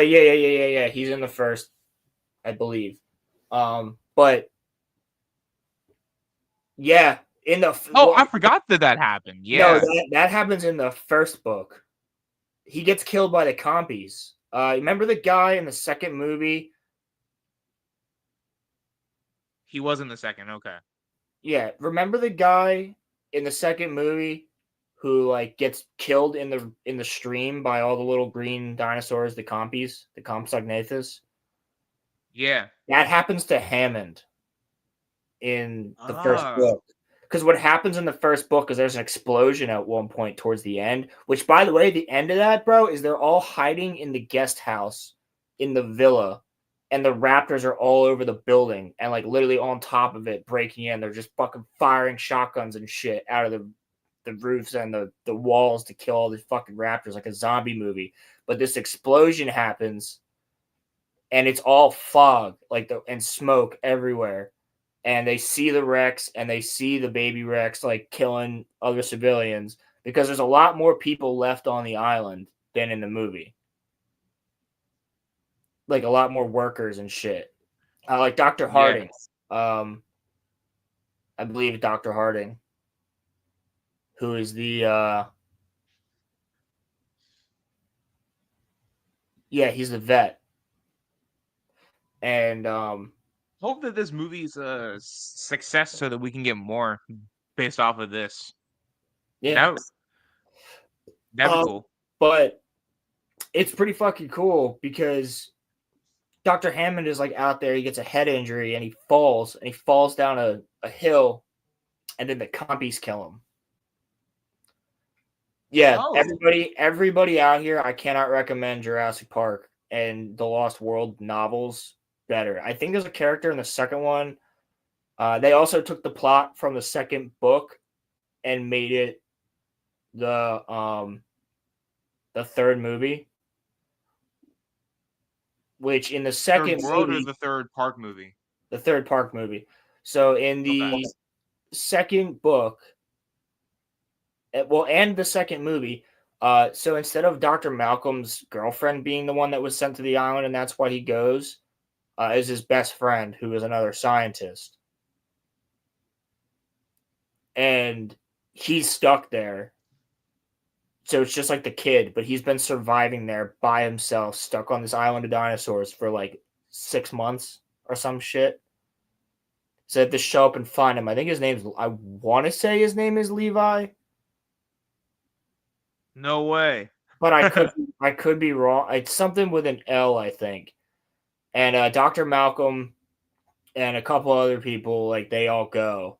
And they have the hunter for the Rex doesn't. He's not Roland. The character Roland is not in it, I don't believe. And instead it's Dodson and Dodson's crew that are all there. And I'll tell you one thing about the Jurassic Park book, the first one. And when I read this book, I was so pissed off at the movie. Gennaro, the lawyer, is a fucking badass in the book. The lawyer that gets eaten on the toilet in the beginning of the Jurassic Park movie is a badass throughout the entire fucking book. How many? And it's actually the tour guide. The tour guide gets killed. There's not a how many? Not in the movie, but in the book, the tour guide leaves the kids. He runs out of the car, and it's actually worse than him getting eaten on the toilet. He gets chased down by the Rex, and the Rex lets her baby do it because she already has a baby at this point. So the baby plays with its food. So it keeps letting him run away and then knocking him over, and then letting him run away and then knocking him over. And the kids are watching this. Oh, and that's cool. And then the baby finally kills him. And then what happens with the cars and all that shit happens after that. So, but the whole time, the lawyer, Malcolm, Dr. Grant, they're all together in a different car. And Gennaro, the lawyer, is a badass dude. He actually kind of cares about the kids. And at one point in the fucking book, he's like, "Fuck it, I'm going. Give me what guns you got." And they don't have anything. So he takes a revolver and he's like, "I'm going after the Rex," and he just leaves. What? Yeah, with a fucking revolver, dude. He's a badass motherfucker. Why wasn't this shit in the movies? I don't know. That's the one thing that pisses me off the most is that Gennaro is such a G in the first book, and they just don't have him be a G in the movie. How many book characters did not make it into the movies? A lot. Dr. Harding is in the first one for a scene when the Triceratops is sick. Dodson and Dodson's entire crew of mercenaries are not in the second movie. And I think one of the mercenaries ends up helping Dr. Malcolm. Dr. Malcolm is much better. Oh, nah. The book starts with a baby being eaten. Not the first one. The first one starts with the scene from the beginning. It's the same scene from the movie, but it's not a raptor. It's well, and maybe it is. I think it's a raptor, something with venom. So I don't think it's a raptor. But yeah, so it starts with these two doctors that are taking so a helicopter lands in like Cuba or some shit, like some island, and this guy, like they pull this guy on a stretcher off the helicopter and they bring him to this remote doctor, and the doctor, it's from the doctor's, yeah, compies. That's what it is. It's from the doctor's perspective. That's the second one. Yeah, the second book starts with the compies killing a kid. But that guy that gets dragged when he's like, shoot her, Muldoon. He's in the books. He's also badass. But I believe, if I remember correctly, Muldoon's in the books, but he's more like a grizzled old dude. Like he's got like white hair and a white mustache, and he's like an old British fucking hunter, big game hunter. But that guy who gets dragged into the raptor cage in the very beginning of Jurassic Park and dies, he doesn't die. He gets brought to this island, and then the doctors, it's from their perspective, and they're like, what happened to him? And nobody will tell them. And they end up finding venom like in his wounds, and it kills him. And they're there's so much that they left out. Yeah, what the hell? Yeah, dude. That's how the book starts. It's really good. That's crazy that's how the fucking book starts. Yeah, and Dr. Grant has a lot more time with the kids in that too. Like, it takes forever for them to get back. Dennis Nedry, his death is insane. Instead of him just getting jumped on in a car by the Dilophosaurus, like it's brutal. That's probably one of the most brutal scenes I've ever read. I remember it to this day. I was like, oh my God. Because it's first person. It's from his perspective while he's getting killed by the dinosaur. What he's thinking, what he's feeling physically as he's being ripped apart by this fucking thing. Until he finally feels this pressure around his skull and then his fucking head pops. Nah, bro. Because the Dilophosaurus crushes his skull. It's nuts, dude. Nah. Yeah, literally, Pilgrim. He said he gets blinded, right, by the acid. He's holding his insides? What the fuck? So he gets blinded, and then he's standing there, and he said he feels this quick pain on his stomach, and he reaches down, and he's thinking to himself, because now he's all disoriented, he's thinking to himself, like, wow, it's really hot. Like, what am I holding? And then he realizes he's holding his own intestines in his hand. What? And then he falls over, and the Dilophosaurus jumps on top of him, and then he feels it, like, trying to, like, put its jaws, like, around his head to find the best hold, and then it, like, finally gets it, and he's just laying there, and then it crushes his fucking skull, and it's, like, what he's thinking, what's running through his head as his skull is being crushed, and then but yes, a true adaptation would be rated R, 100%, Pilgrim. I would love a rated R cut of the first movie. That would be cool. And like I said, there's a lot more people that end up surviving. Oh, and in the first book, they nuke the island. What? Yeah, the U.S. military goes back and nukes the island after this. That's crazy. Yep. And then the second book is Isla Sorna, which is actually where they created all the dinosaurs. Even though they made it look like they created all the dinosaurs on Isla Nublar with Dr. Wu and everything, it was actually on Isla Sorna. I love Jurassic Park, dude. It's so good. Highly, highly, highly recommended as a good read. Yeah, exactly. That's how Godzilla was made. Go, go, go, shit up. This movie, I hope it I hope that's good, man. Yeah, I hope I it's hope- good too. I love me some dinosaurs.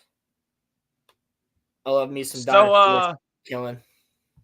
So what did you hear about the Andor trailer for season 2 for the Super Bowl?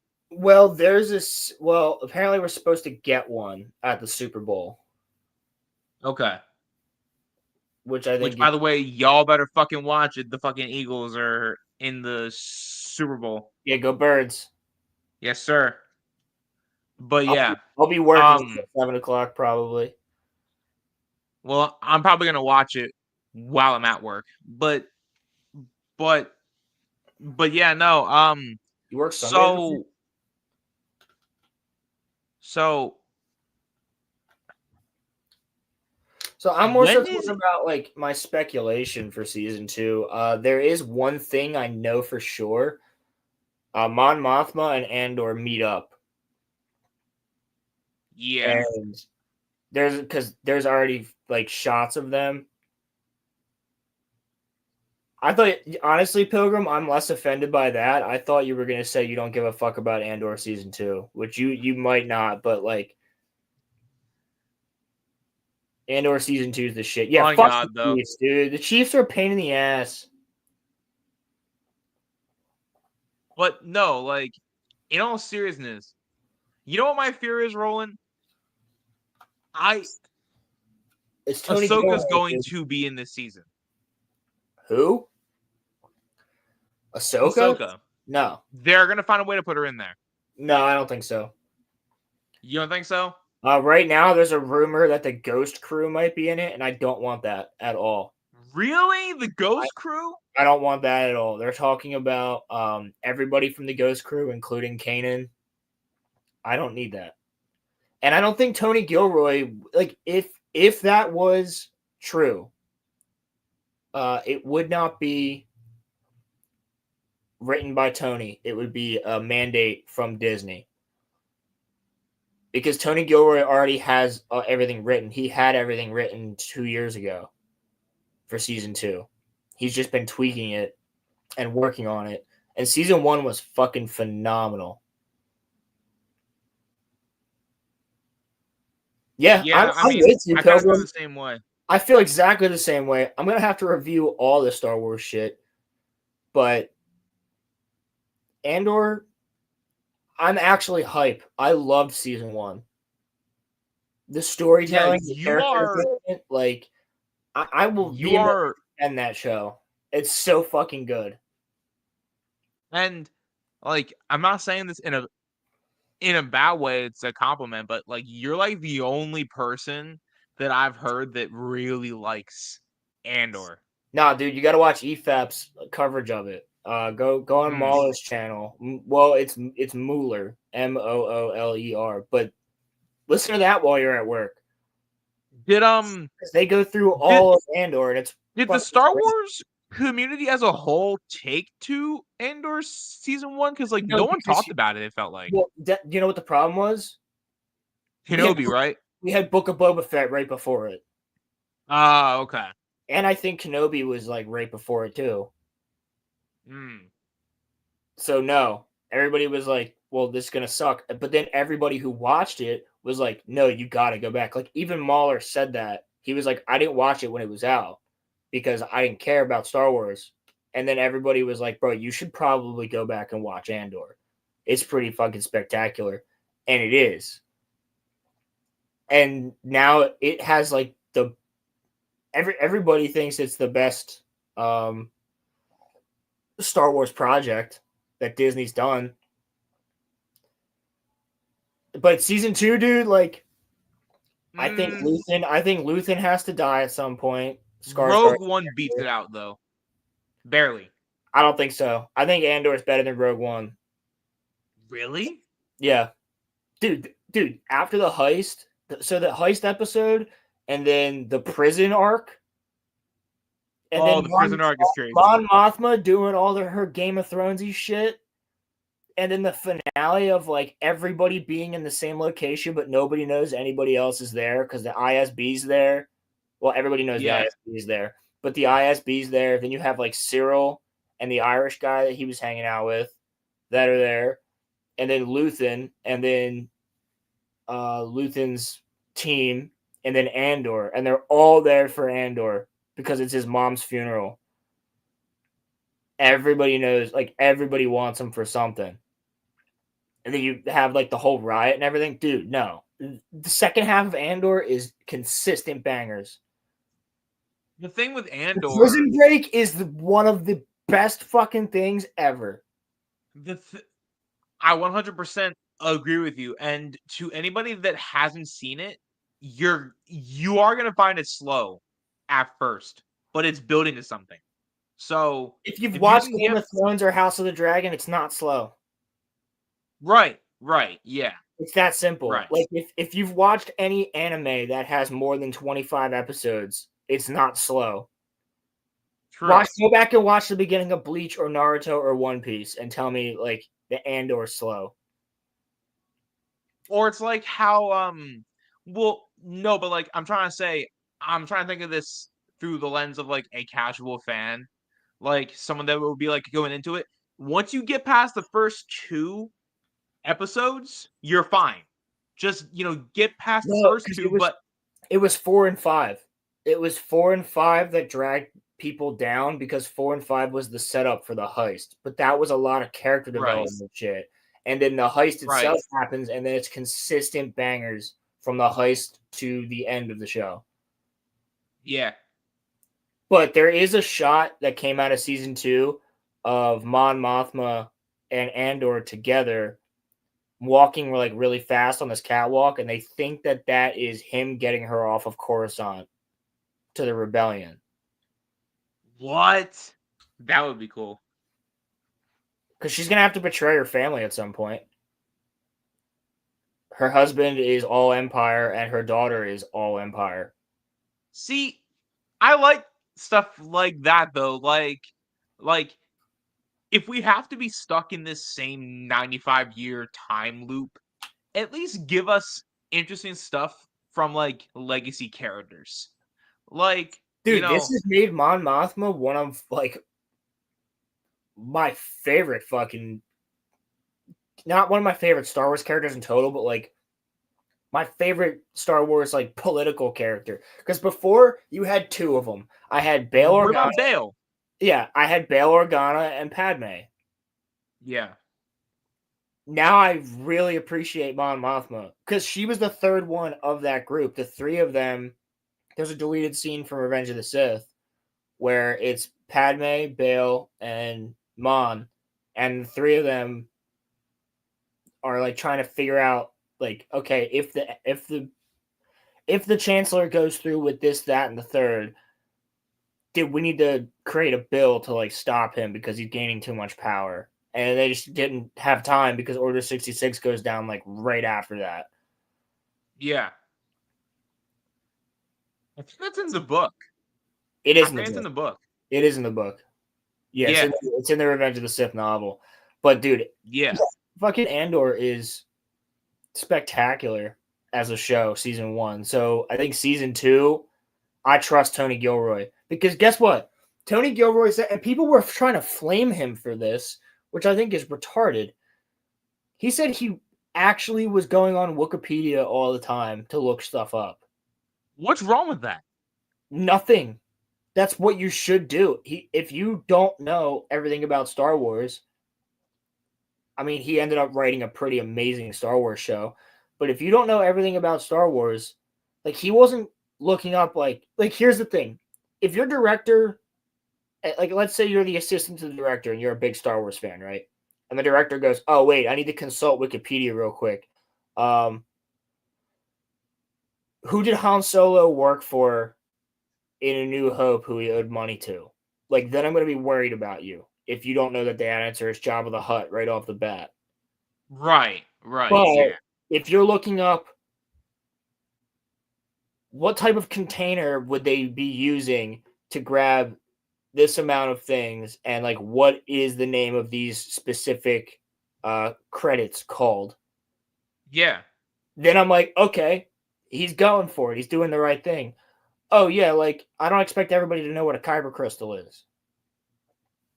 If you're a normie, you probably don't know what a kyber crystal is.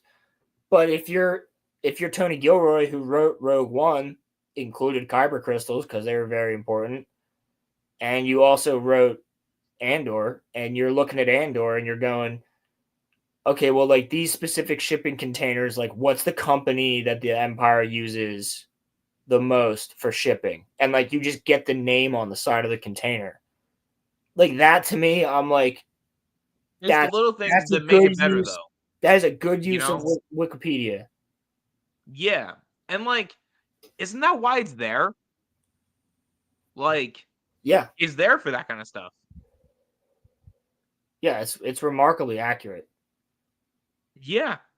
And I think the thing was that, like, I'd rather Tony be looking at Wikipedia than the person in charge of Kenobi who had never seen Revenge of the Sith. Yeah, what the Like, fuck? Who hired Joby Harold? Who the fuck? What is that? What is your name, Joby? Fuck you. His name's Joby. It sounds like Obi. Hire that guy. Roland, I still don't understand that. He was in charge of Kenobi and he had seen the Revenge of the Sith. Maybe his most important movie for him as like a character. Yeah. Like, but so wait, did Tony Gilroy really get flack for going on to Wikipedia? Did he really? That's another thing they go over on EFAP. So they have the full Andor EFAP, which is great. Highly recommend listening to it if you're a fan of Andor. Mauler, Rags, Fringy, and a couple other people like really dive into it. A little platoon, he's great. Drinker loves it, and that's because they got Drinker to watch it. And Mauler was saying he's like, I'm still trying to get Gary and Az to watch it because it's fantastic. It's like an EFAP from like 2 years ago, but they did an EFAP on Andor, and then after that they did an EFAP on people saying that Andor isn't real Star Wars. Bruh. Basically, that boils down to it doesn't have lightsabers or the Force. So I'm going to tell you right now, that's like 70% of the EU. Yeah, I mean, I was about to say, like, there's really good stories that does not involve the Force or lightsabers. So then, like, is half of the Clone Wars not, Star Wars then because there's some episodes that don't have any Jedi in them? Oh, yeah, apparently. So that then like the Mandalorian for the first good chunk of it, that's not Star Wars then either. Well, no, he argued the guy in the video argues that too. He doesn't like any of the Star Wars shows. Any of the Disney shit? Or just like the shows? He said that some people were saying Andor is the best Star Wars since Empire. And like some people might have that opinion. But his argument also turns into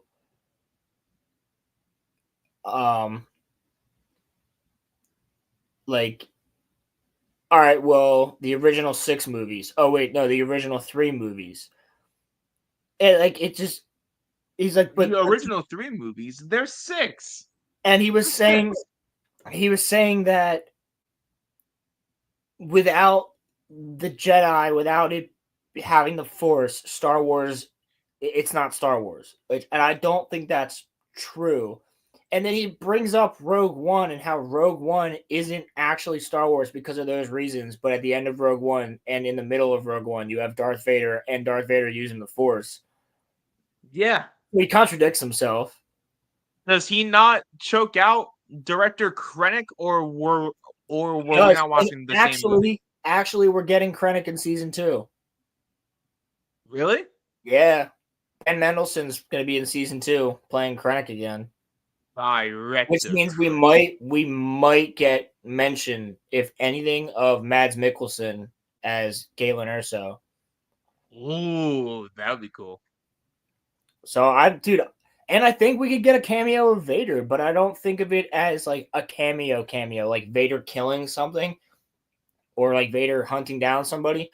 I think what would be cool as shit is if Andor and the like whatever crew he's with are in the middle of some op, and then they get word of like Vader's in the area or in the vicinity, and like we don't actually see Vader, but they're like, we got to finish this the fuck up now. We got to get out of The here. looming like, threat of Vader would just be enough to add tension into that. Yeah. Well, that's what I'm saying. Like, we don't even have to see him.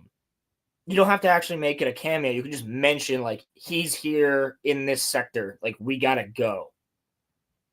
Yeah. And like get their shit done and then dip. I also like the idea. So do it how Kenobi should have done it. Yeah. I also like the idea of having Partagaz, the head of the ISB, in the show. Yeah. I also like the idea of Partagaz and the rest of the ISB, where we see them all at the circular table, kind of like in A New Hope with Tarkin, where Vader's just standing there during the meeting. I would like that if we just had Vader just standing there. He doesn't do anything. He's just because there. As much as it would, I guess, be okay, I don't want AI James Earl Jones to talk, so I'd rather just Vader just like be there and not say anything. Well, yeah, because we would know as the audience, like, that's a threat. That Partagaz is standing there with Vader behind him is a threat. And that whatever Andor is doing is warranting Vader's involvement with the information. And like, even though he's in everything now, whenever Vader shows up, he still has this presence that like still sends. Dude, as much as I dislike the Kenobi show, when he shows up and when he starts to snap necks, that shit puts like, goosebumps all over me, bro. Yeah, like, he walks down the street just killing civilians. I'm like, oh yeah, that's Vader. Yeah, that is the best scene in Kenobi. Yeah, because that's the most Vader that Vader has been in like Disney Star Wars. Yeah. No, but like I'm saying though, so you think in season 2 there's a chance of Vader, or do you think that it's likely? Dude, I think we get Tarkin. I think we get Vader. I think we're gonna get Palpatine. I think there's gonna be a Senate scene at some point. Because the Senate needs to because the Senate needs to be dissolved. And that is one of the first things that happens in A New Hope is Princess Leia, when she gets captured in the beginning, says like, I'm a galactic senator of Alderaan. You can't do this. And he's like, the Senate has been dissolved. So my question is, you would know this better than me because I haven't read like all of the books. I've read some of them. Why was the Senate around? I haven't read all of the books either. I've read a lot of them, but why was the Senate around for so long? Because it's why did Palpatine keep it around? Because he had to. It looked good. Oh, okay. And then he used the uptake in rebellion to basically be like, so many planets have rebellions on them at this point that we don't need the Senate. The military is just going to take care of all this, and I'm going to do it. Okay. And he just had the power to just like get rid of the Senate. He just dissolved the Senate because and some like a lot of senators voted on it. They were cool with it. What? Yeah. They were cool with the Empire because their planets had been prospering. That's how he did it. There's no need for a Senate if this guy's making all the right decisions. Yo, that shit would be scary though. Yeah. No one there to hold him accountable. So, you think that Palpatine will show up in this season then? Yeah, I think we're gonna get a scene of Mon Mothma in the Senate. Maybe even we might get Bail Organa. He might be in it too. That'd be cool. But that'd be cool. I think we're gonna get something with Mon Mothma and Bail, because Bail will probably.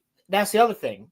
Mon Mothma right now is doing all this on her own, but this has to lead up to Rogue One, which is like a week before A New Hope.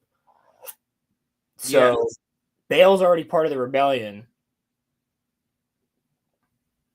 So we have to get something where Mon Mothma's part of the rebellion.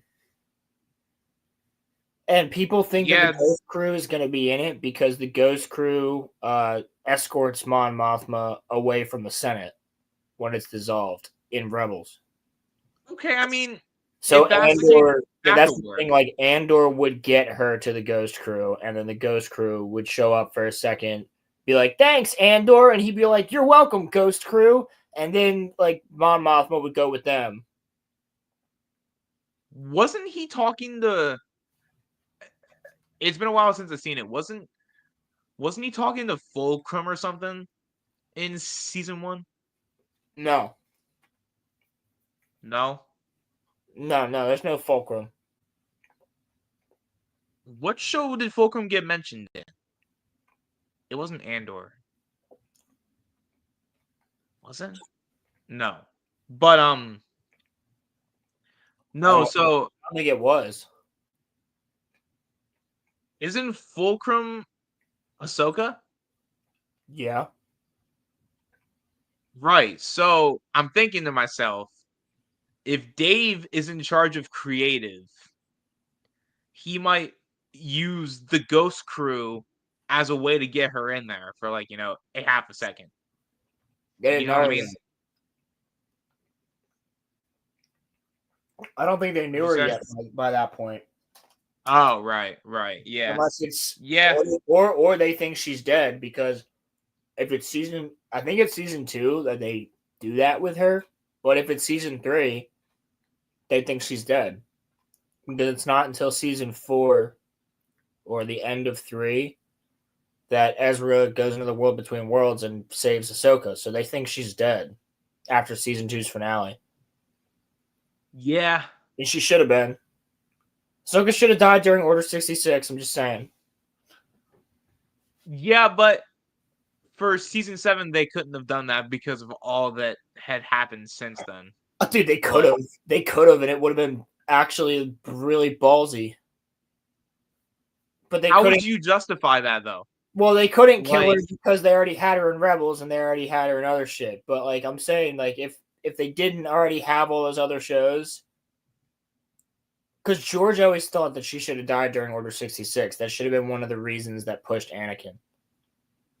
Oh, so George wanted her to die? Yes, George always said that. He's like, yeah, you can give us Anakin a Padawan, but she should die. So what they had her do was leave the Order, and then that was one of the reasons that Anakin started turning to the dark side.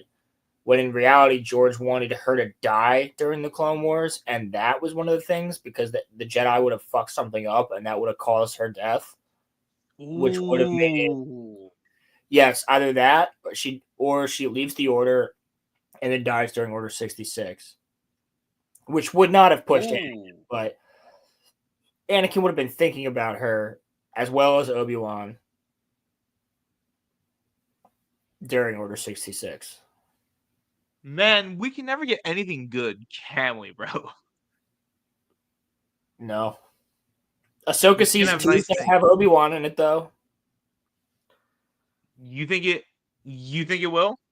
It's basically confirmed. In Andor? Season 2? No, Ahsoka. Oh. Because the little girl who plays young Ahsoka and Hayden are both in it. And then people are saying that Ewan McGregor's been spotted on set.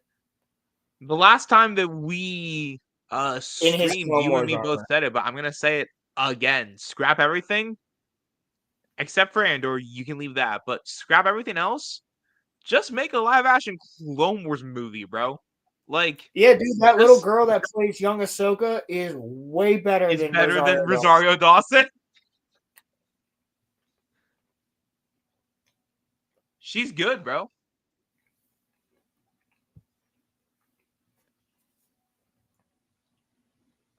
The series always comes across as Buddhist, but what would it look like if it was more Shinto? Warhammer 40K is more Christian. Ooh, that's a good question. Like, it would be sick. I mean, there's Buddhist themes, but it's not necessarily Buddhist. I The mean, Jedi are more monkish, right? Like well, they're like basically monks. they're like, well, they are monks, but they're like Buddhist monks. But I mean, what I would say is it's not necessarily like directly Buddhist. Like there is things taken from like the idea of a chosen one is supposed to be like the idea of the Messiah. And that's actually taken from Dune. Yeah, I saw that, Pilgrim. I did see that Az is back on FNT. Because of what's going on with Gary. Gary had a death in the family. It wasn't his wife, it wasn't his kids, but he had a death in the family. So prayers to Nerdrotic. Yeah, Lucas did take stuff from all religions. That's factual. He also took stuff from multiple points in history. The rebellion is basically like the Viet Cong, and the Empire is supposed to be like the British Empire. And then people will also say if you look at the Republic during the Clone Wars, it's much like America and the Middle East. But I mean, it's not allegory. It's just all ideas taken from different places. What dude, you'd be thriving. Never became gay and lame. We would be thriving. We'd all be talking about how good the Book of Boba Fett is and how we can't wait for season 2. There wouldn't be a Book of Boba Fett. No, there would have been a Boba Fett movie. Yeah, there would have been a Boba Fett movie. Grogu would already be like grown up, a teenager. He'd be going around fucking shit up. Like the Kenobi show would have been the most badass thing we've ever gotten.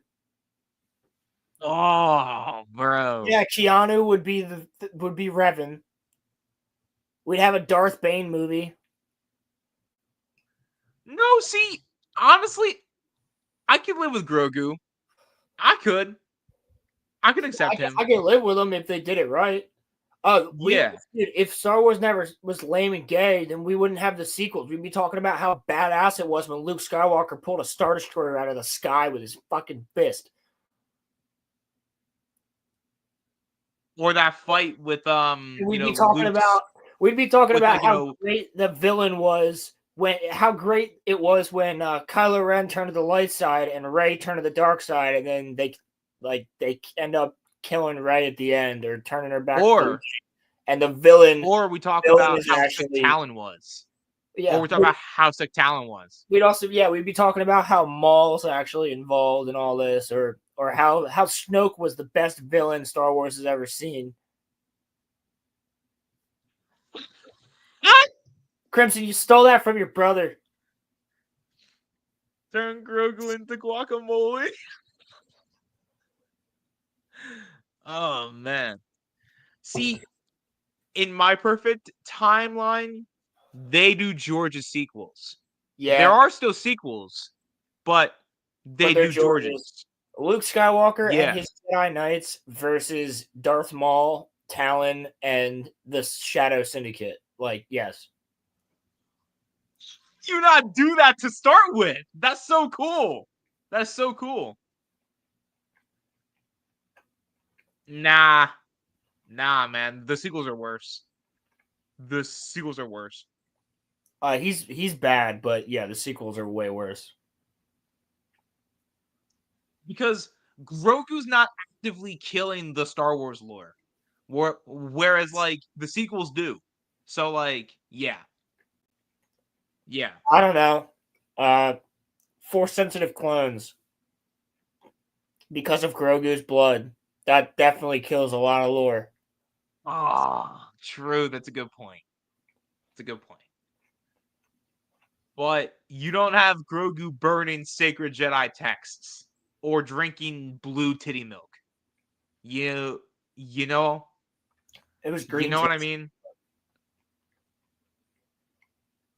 You don't have Luke Skywalker trying to murder his nephew because he had a bad dream.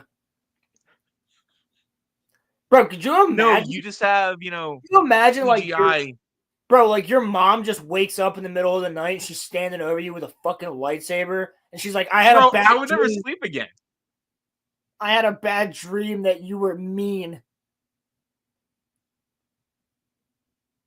I'm just gonna kill you.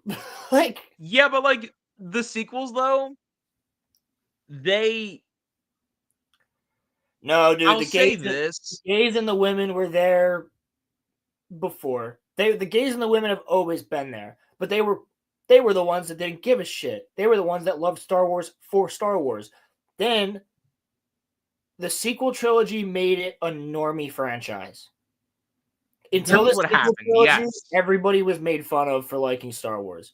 Everybody It got was no longer for the diehards. yeah. It was no longer a nerdy franchise. It was Corporate. Muffler. I It was can't corporate. disagree with you that Mando is discount Firefly. I can't disagree with you. That's kind of, I think you hit it right on the head, Roland. Yeah, it became a normie franchise. Corporate. They made it. Now, it was always meant to make money, but the sequels felt like they were like just there to make money. Money. That like there was no passion there. Whereas like, say what you want about the prequels, George was expanding his world and his lore more.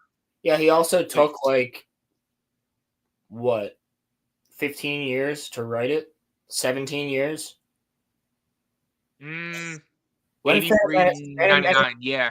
83 to 99, so 16 years. Yeah. Yeah, not what, 10 years? Bro, Force Awakens is going to be less 10 than years that. old this year. Less than that, because Disney didn't acquire it till 2012. True. Shit. 3 years. You're right. Yeah. Actually, less than 3 years. But then they went into the trilogy without having any plan for it. Yeah, they said it proudly. They were proudly like, yeah, we're just going to hire another director for the next one, and he's going to get to write it.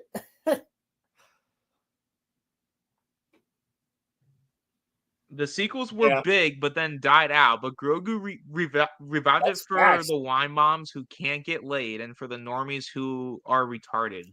I will die on this hill. He's not wrong. All right, but He's not wrong. The thing is, but the sequels did more damage to Star Wars as a brand, and you also split the entire fan base again. There's some people that, because of The Last Jedi, never even watched Mando. Had no hope. Lost all of it. Yeah. And like, we were that. I think people. I think that the sequels killed any hope that the diehard fans had. You know, Crimson, I'm so with you on this one. I'm so sick of fucking Grogu and Anya shit. I don't watch that show for the fucking Anya. Talking about Spy X Family. Yeah, I figured that. But anyway, sorry. What were you saying? No, like, I'm saying that, like, the thing about the sequels was that it impacted Star Wars more because I think in the grand scheme of things, Mando is inoffensive. Whereas like the sequels, like even like Rian Johnson actively said he was trying to hurt the fans. Mando season 1, because Mando season 3 was offensive as fuck, and so was Mando season 2. When you go back and watch Mando season 2, it's fucking offensive. There is one episode of Mando season 2 that's great.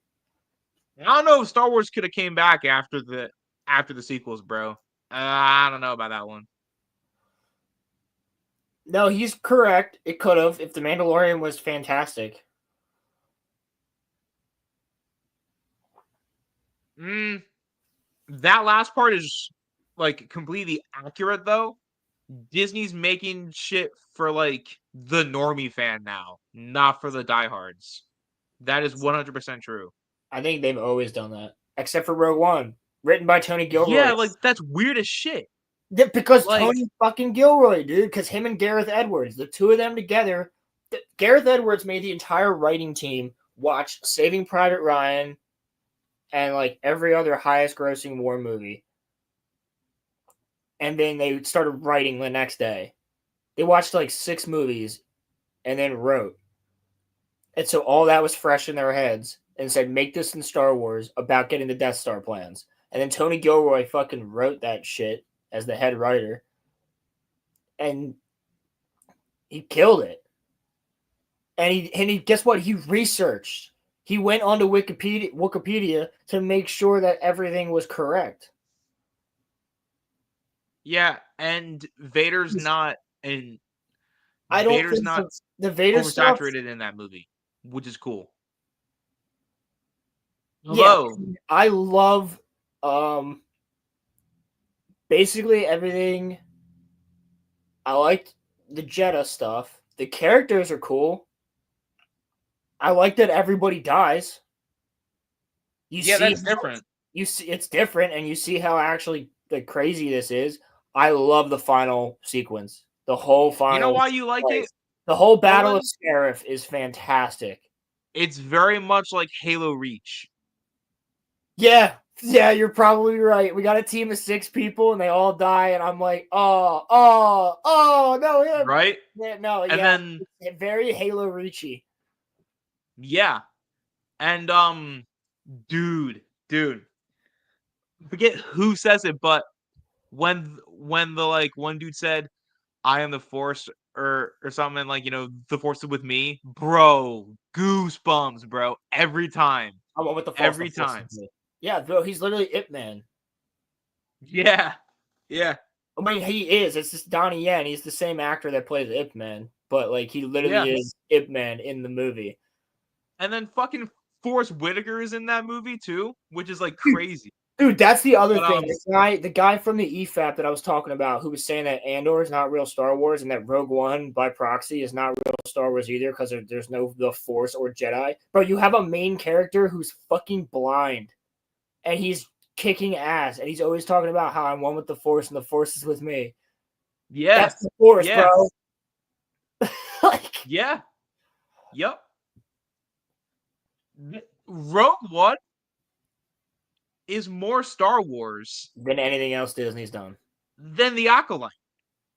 Oh my god, yeah. And the Acolyte's chock full of fucking Force users. To be fair, this guy made the video before Acolyte even came out, so. And Ahsoka. Maybe I can give him a small pass. But I don't think Ahsoka is out yet either.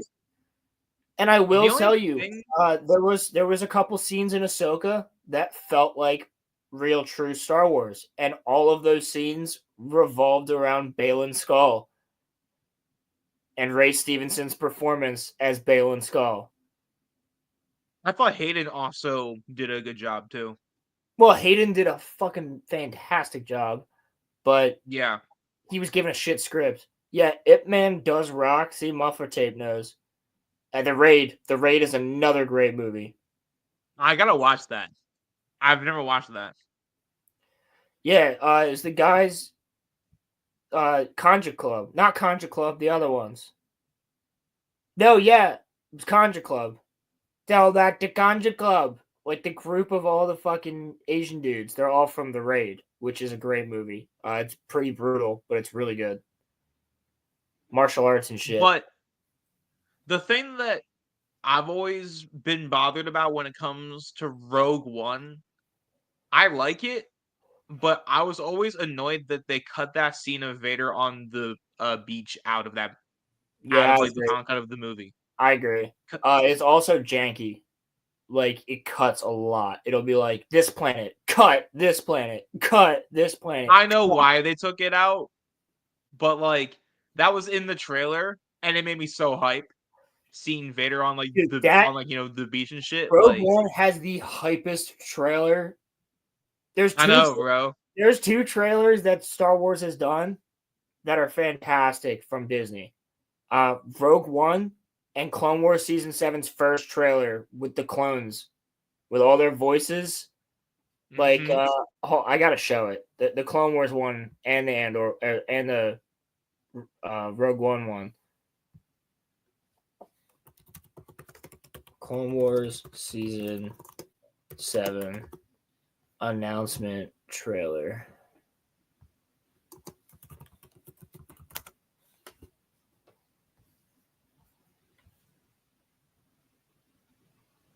Is this it? That's the one where it's like all in like the red. Like the font is in red.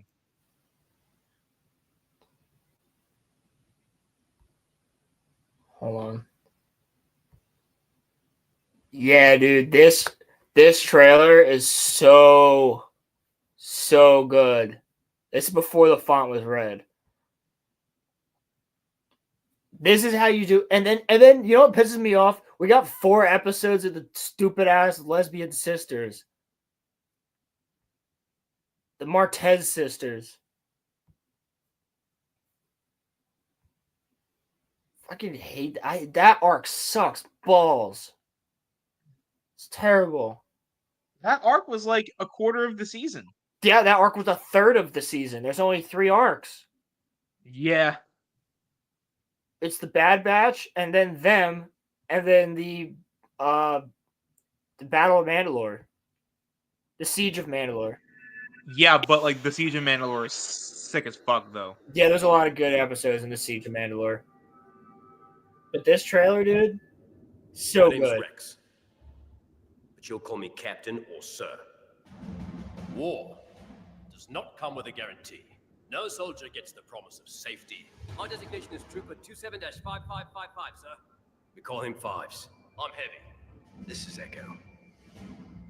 I'm Commander Cody, your new boss. Sir, yes, sir!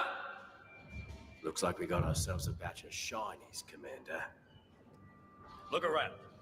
We're one and the same. Same heart, same blood. Your training is in your blood. And my blood's boiling for a fight. So I have any idea what this is our war. This can't be good. We need to pull back. Get on the follow us. If we can draw them out, we can see them. If we can see them, we can hit them.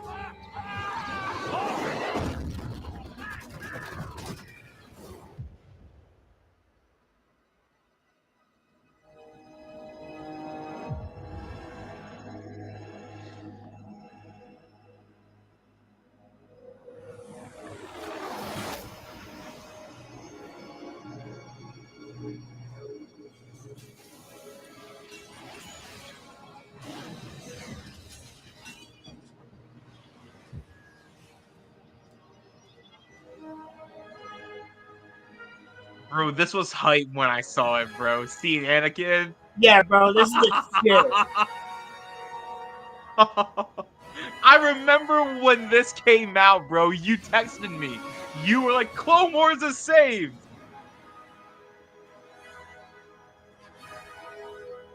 Yeah, dude, that's the shit right there. All right, Rex. What's so important that you brought us all the way back here?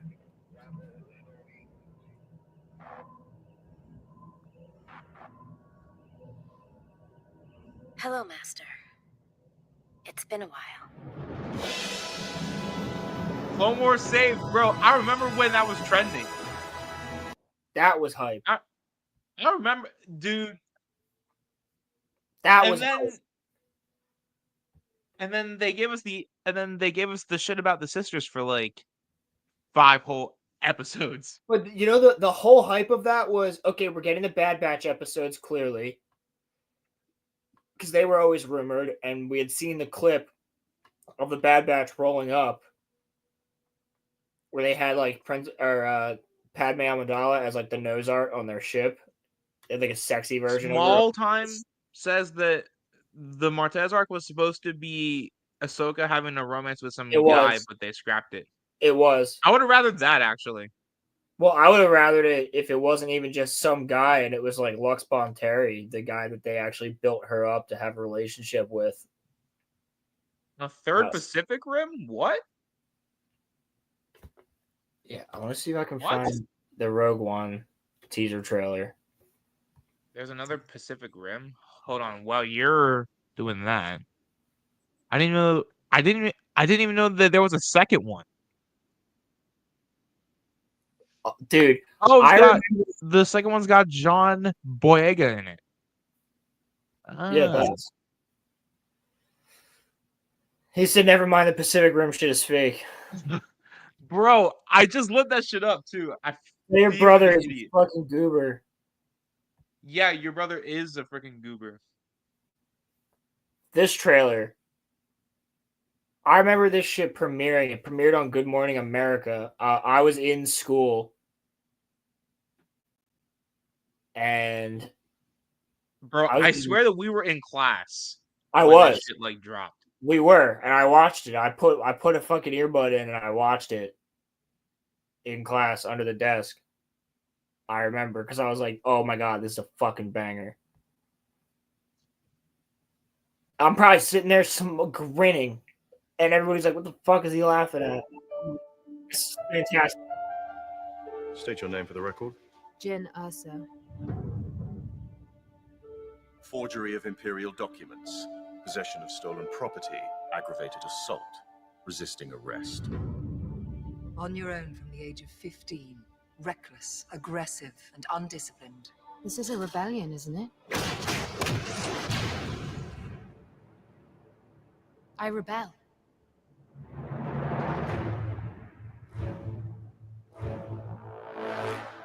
We have a mission for you. A major weapons test is imminent. We need to know what it is and how to destroy it. Dude, just clear. Already. That sets up enough. Yep. Like this trailer is so good. It doesn't tell you too much, but it tells you what it's about. And then they just start showing crazy ass scenes in like 2 seconds with the freaking Star Destroyer alarm going, which is what we use. By the way, I took it from this trailer. That sound of the alarm is what we use from the beginning of our podcast. Yep. Iconic. Sir.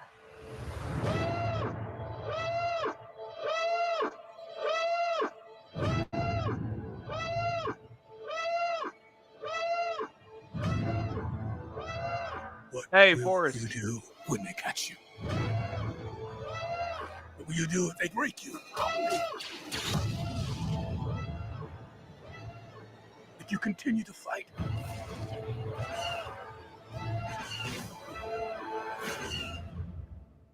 What will you become? I can show you right now how many scenes are not in the movie.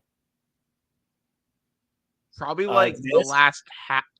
No, like, this is not in the movie. Them running through the facility, and then that all the stormtroopers running. That's not in the movie. Krennic on the beach. Krennic on the beach. That's not in the movie. And this sequence right here, where she has the plans, and they're booking it across the beach with a ton of rebels. This is also not in the movie. Neither is this. No, it's not. The end shot of the trailer is also not in the movie. But yet, still a fantastic movie, though. Oh, it's great. They always put stuff into the trailers that's like, not in the movie.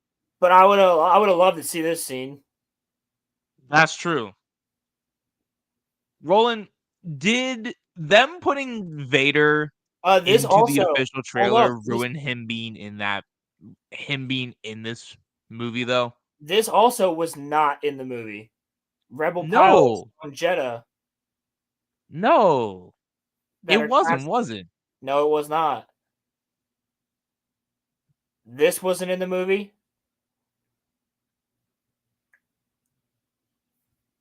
It's a lot of stuff that's not in the movie. I know. That wasn't in the movie because they all go on their own. There's not pilots that are running with them.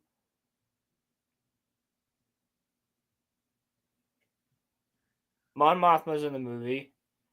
This is all in the this is all in the movie.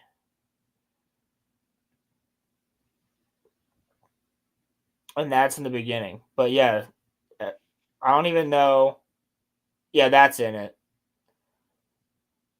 Yeah, everything else is not. Basically, like 70% of this trailer is not in the movie.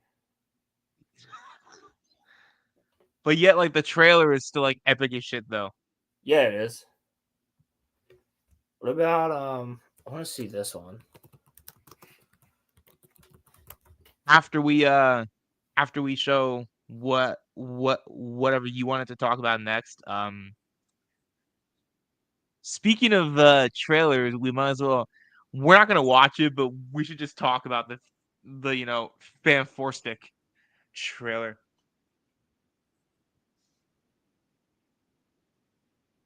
They should have had Forrest Whitaker in the movie longer. True, bro. He should have been in more scenes. I liked his character.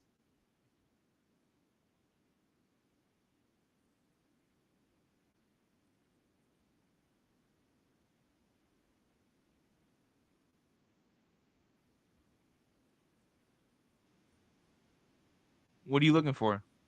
Oh, I found it. The Andor trailer has the same vibe. Does it? I don't remember that trailer. The Andor trailer has the same vibe as the Rogue One trailer. It's good. It's got you like thinking about what's coming up. So we'll watch this real quick too. This one's also a banger.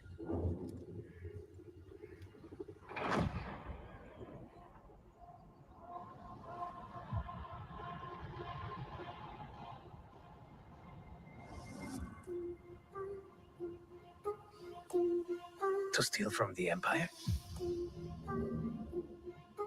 To just walk in like you belong? They're so proud of themselves. So fat and satisfied. They can't imagine that someone like me would ever get inside their house. Cassian Andor. The Empire is choking us so slowly. We're starting not to notice. What I'm asking is this. Wouldn't you rather give it all to something real?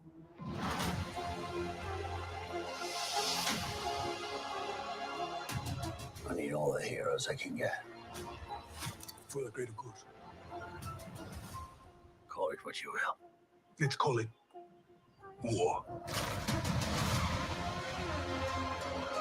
There's fermenting out there, son.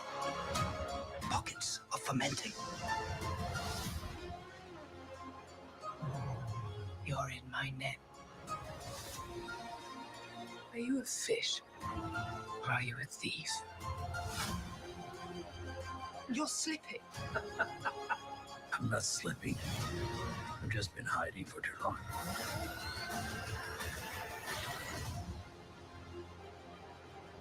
As long as everyone thinks I'm an irritation, there's a good chance they'll miss what I'm really doing. What are you really doing? This is what revolution looks like. I'm tired of losing.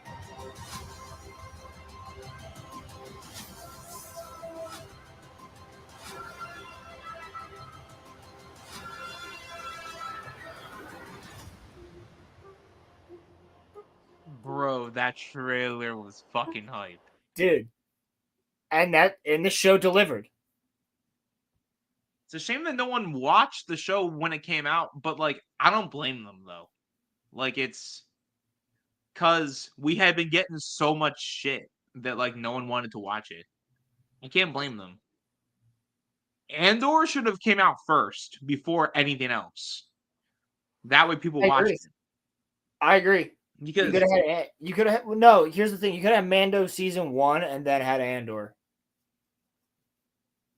Yeah, cause Andor. Oh god, bro, that Andor is that incredible. show is exactly the same, and that show came out after Rise of Skywalker. Everybody was on it. Everybody that would have brought Star Wars back. Yes. Andor would have. Because everybody would have watched Andor. Yeah. Because it would be the first Star Wars thing after that. And people would have seen that trailer and been like, okay, I'm hopping on. But because it came out after Book of Boba Fett, everybody's like, what the fuck is this shit? Yeah, people were just off of the Star Wars train. So they probably looked at that fantastic trailer and they were like, nah. It's kind of like how it's kind of like how like Multiverse of Madness had like a cool trailer, but then like the movie itself was like mid as shit. But like I probably wouldn't have thought that like the trailer was like good if there hadn't been mid MCU. Small Time says Disney sent out an email today saying that for their streaming services that ad-free subscribers will start to see some ads. What?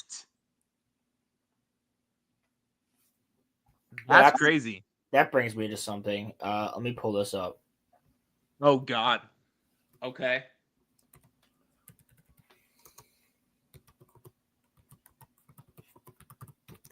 Brings you to what? What happened?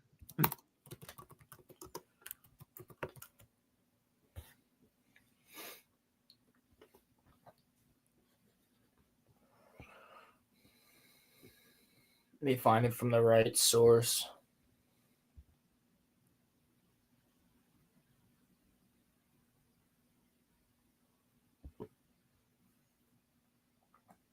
Whatever. Yahoo Finance works. Yahoo Finance. What a fantastic source. Could be worse. True. But I mean, Star Wars Theory's already made a video on this. Other people have already made videos on this. But oh no, I think I know what you're Disney Plus lost 700,000 subscribers to price hikes. I saw that. Disney Plus has lost 700,000 users since September 28th, 2024.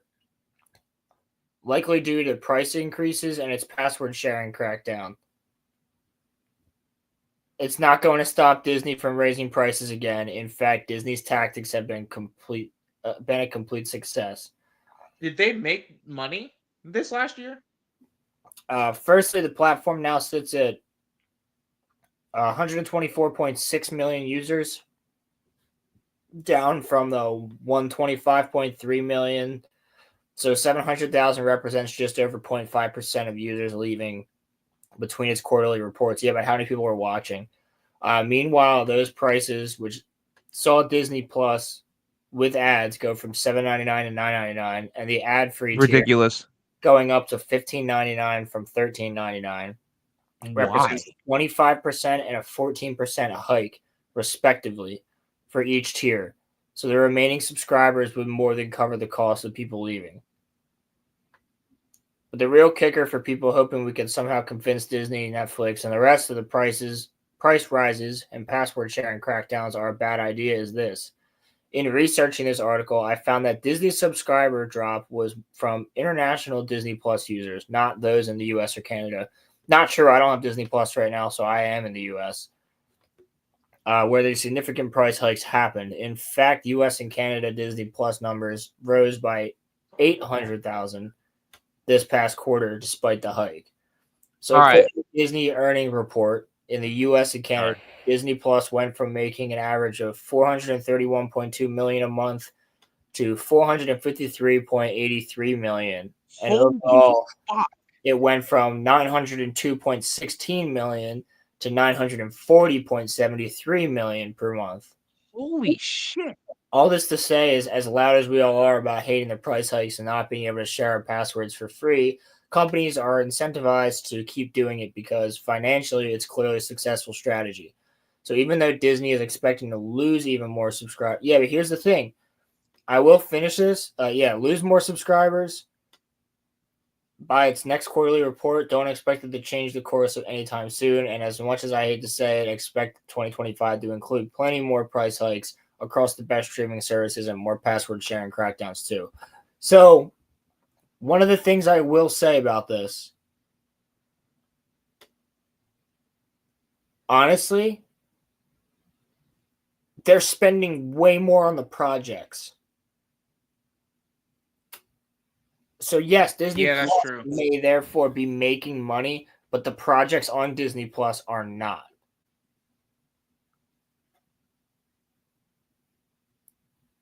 It's a good point.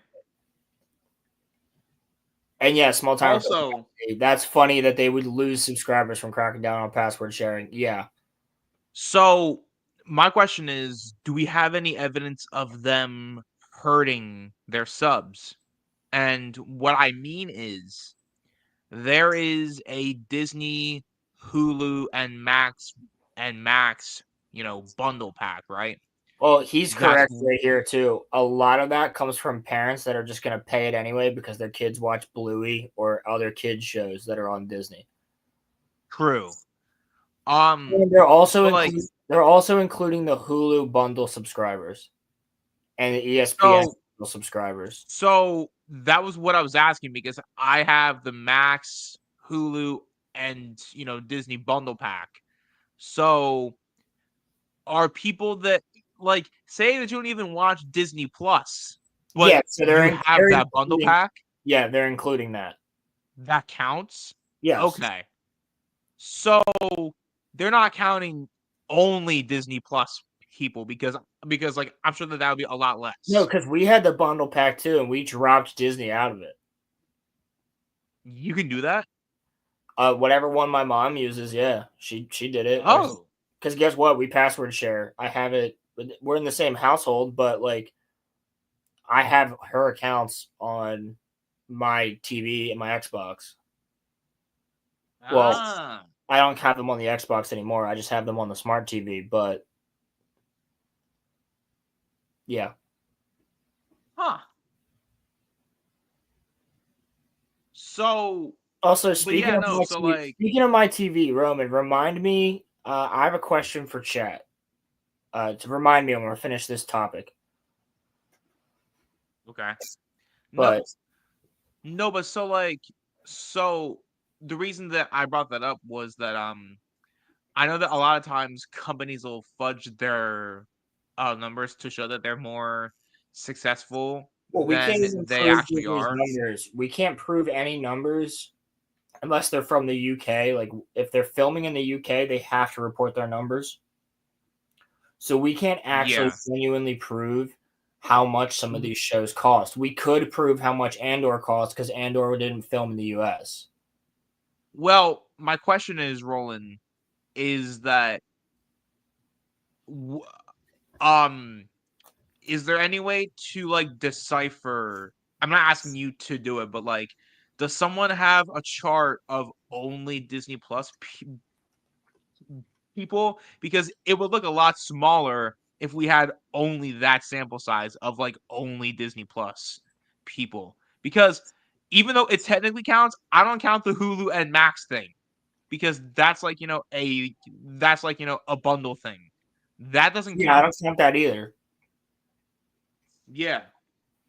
Because some people are only getting the Max thing for Max. Yeah, because Max is $2.99 a month now, or something. Which I wish that I would have known that earlier. No, but no, but so I'm saying though, this article, and I'm not expecting a full breakdown of charts and stuff, but they didn't mention. Samba TV might have it. Well, no, but I'm saying, I'm more curious to see how many Disney Plus only people left, because a lot of people probably just dropped it because they didn't want it as part of their Hulu or Max bundle. I'm curious to see what the numbers are for only Disney Plus people. Yeah, because that's where you see the actual loss is there. Yeah, it's interesting. Yeah. It would be cool with a Trump executive order that streaming services must make subscriber count, profit loss, and viewing hours public since they are publicly shared companies. Yeah,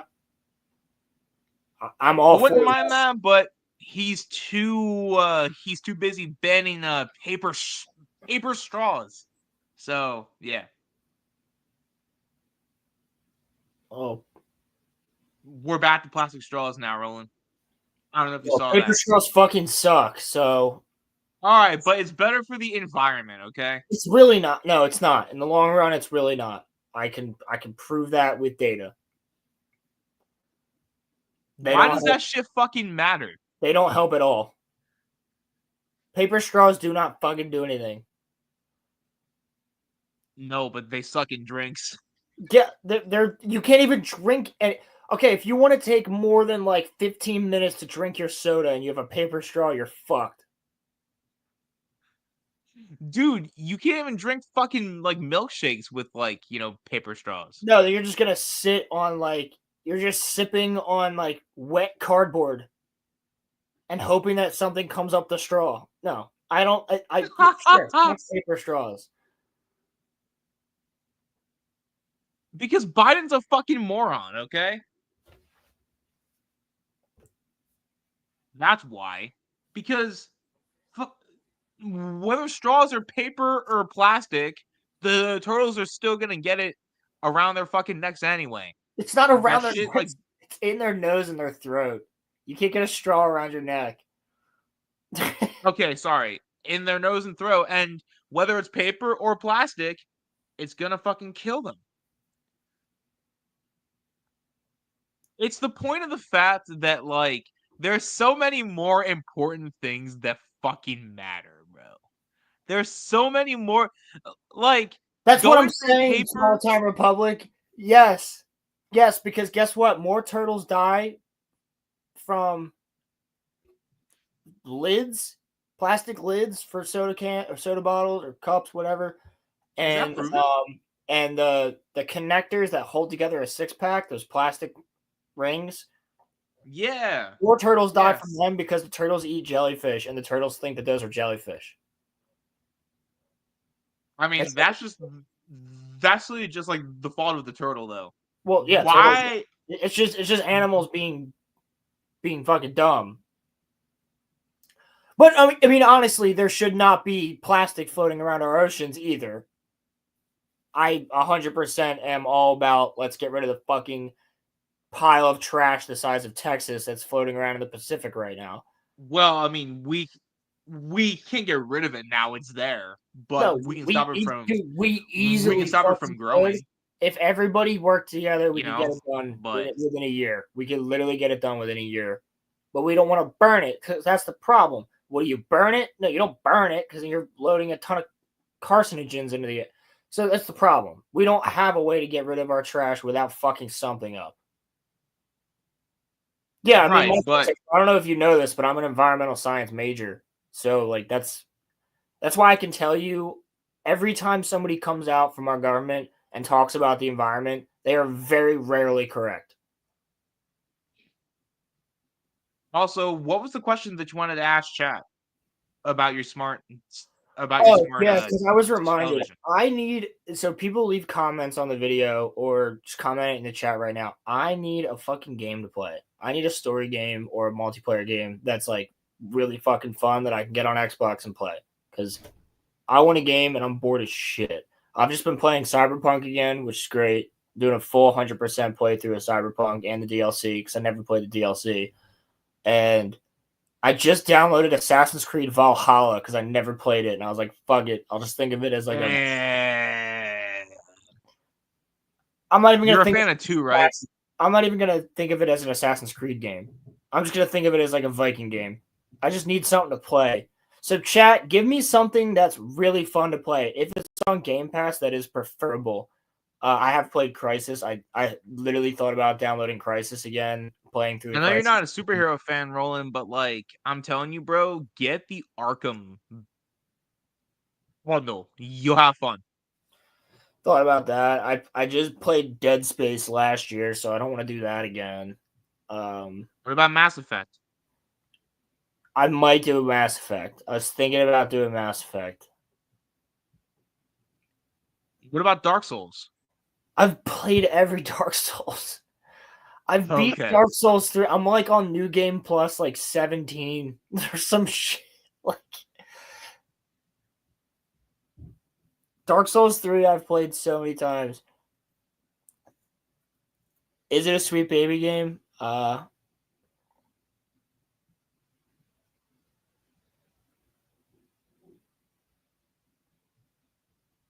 of Exiles 2. I think it is. Hold on.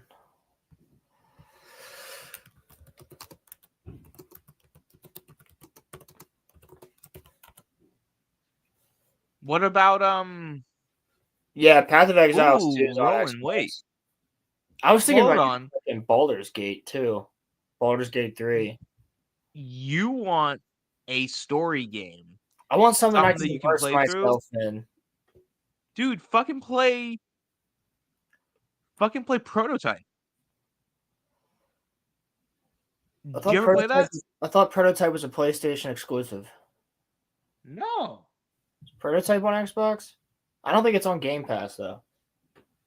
Here, you know what? I'll go on Game Pass right now. Let me see what's on there. I'll go on it as we speak. As we speak? Yes, sir. As we speak. Let me mute my TV. You guys probably hear my controller though. Let's see. I got to go back to Skyrim too. I was doing a Skyrim gameplay. I made my Skyrim look like it just came out last year with mods. It's fantastic. I was just playing through regular ass Skyrim vanilla, like no DLC campaigns or anything or quest lines. I do have to beat Cyberpunk again because I've never done the DLC. What about San Andreas? Is it on Game Pass? I don't know. I'm looking Assassin's Creed, Odyssey, Origins, Valhalla. I chose Valhalla. Arkham Knight's on here. Play that, bro. You'll like it. I'm sure I will. I just want something a little bit different. Yeah, Crisis 2 and Is Crisis Prototype 3. there? Dante's Inferno, which I thought about playing. Ooh, I haven't played that since I was a kid. Dead Space, I've played all those. Dead Island 2 What is about a game? What about these Dishonored, 007 games? Yeah, I don't want to really play something I've played it through. See, like I was playing Dragon Age Inquisition again. I was playing Dishonored again. I played Dead Space. Dishonored is good though. I fucking love Dishonored. I was thinking about downloading one of the Fallouts and doing that again. Far Cry 5, maybe, because I love Far Cry 5. Far Cry 6 was fun, but Far Cry 5 is the shit. What Far about Cry 3, I don't want to play any of the Gears of War. I do Saints have. Row? No.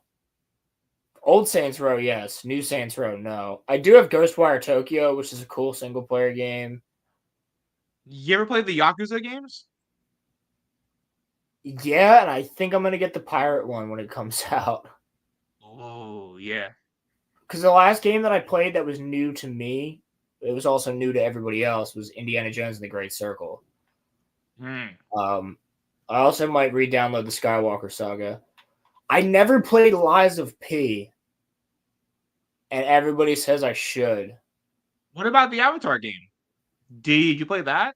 Yeah, I never beat it. I was playing Mafia, the definitive edition of Mafia, and I kind of fell off of that. I was thinking about Lords of the Fallen, because Lords of the Fallen and Lies of P are both like Souls-like games. I might do Mass Effect. I guess I should do like what, 2 or 3? Probably 3. 3's got the bad ending though. Yeah, I was thinking about Deus Ex as well. Roland, wait a second, bro. What about BioShock? Yeah, I haven't played BioShock in years, and I don't think I never truly beat BioShock because I never had it. I was gonna do Persona 3 Reload as well. You play Persona? I was thinking about it. Yeah. I don't peg you as a Persona player. That's actually cool. It's the closest thing to an anime and video game that you can do. Oh, also like Stalker 2.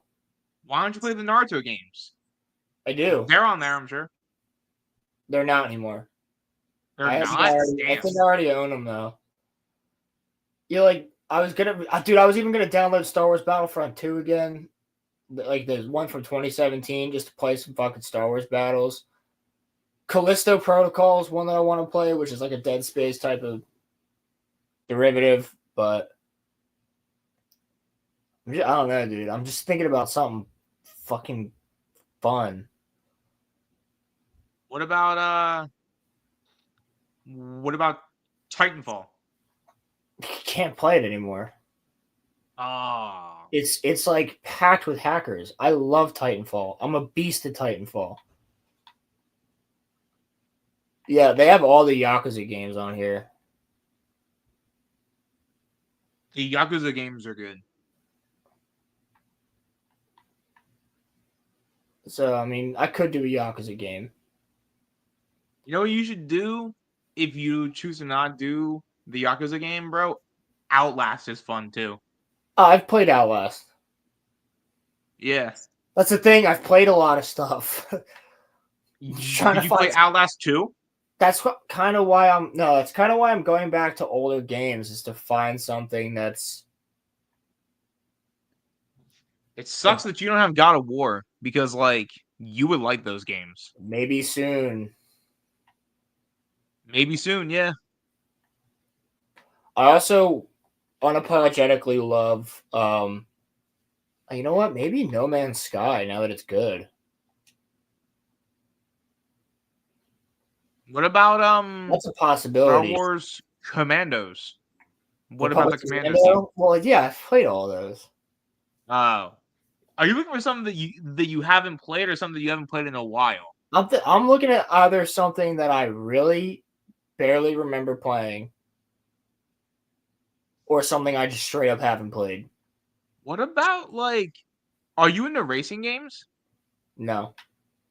Oh, because I was gonna say you should play like Need for Speed. No, That's just I have played all those. My favorite racing game is a Halo 3 or Halo Reach racing map. Fair enough. That's what I like. I might even play fucking Firewatch. What about like GTA 4? It's not on Game Pass, dude. I'm trying to save money. It's not on Game Pass? No. There's actually a lot of games that I have just found that are like either indie or otherwise on Game Pass that I've played and end up fucking loving. Like, I have a game which I have to get back into. I haven't played it in a while. Haven. Never ever played that game. Haven is really good. It's wholesome as fuck, but it's good. It's about basically a ship crash lands on this planet, and it's a fiance and the guy. You think they're married and everything, but in reality, they left like some crazy dictatorship government, and like her mom helps run the fucking military, and the two of you dip, and you can switch at any point in time. You can play as the girl or the guy, and you're like basically building your lives on this planet, but then the military finds you eventually. It's wholesome as shit, man. Like, you just like living with your significant other and just doing shit and living life on this alien fucking planet. and then you gain these fucking powers and you start fighting the fucking military when they show up and shit. It's good. I like it. Haven's a good game. Haven's very That sounds wholesome. cool. Very wholesome. You have to wake up and make You know what you breakfast. should do, Roland? You can Because wake up you early and talked make shit on breakfast it. for the other one. Yeah, I know what you should do, Roland, because you talked shit on it when we were looking at the top 50 list. You should play Hollow Knight. I could. It's on Game Pass. No, I won't though, because fucking Hollow Knight is not above the other shit. Bro, they had that shit above like Arkham City, which is crazy to me. Did they have it above fucking Skyrim? Yes, bro, they had it above Skyrim. They had it above Minecraft. They had it above League of Legends. And like, World of Warcraft and shit. Fucking Hollow Knight. Like that's Hollow Knight can't be that good. Like it can't be better than League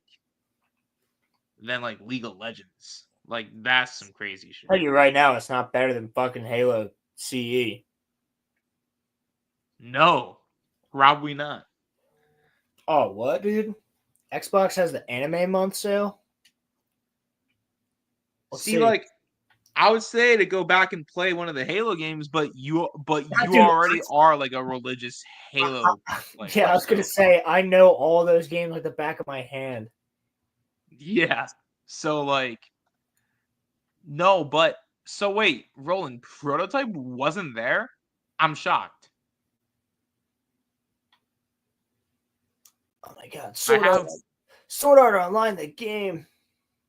I have Prototype 1 and 2 in a bundle on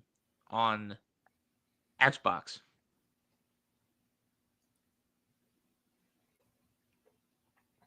What the Prototype was basically like Infamous, but like for Xbox. Infamous, I think if you ever got your hands on that shit, you would actually like it too. It's cool. Demon Slayer, Dragon Ball. They don't have any of the fucking Naruto Ninja Storm games. Damn. On the anime sale. Is there an Attack on Titan game? Yeah, but I don't think it's on here. Yo, what?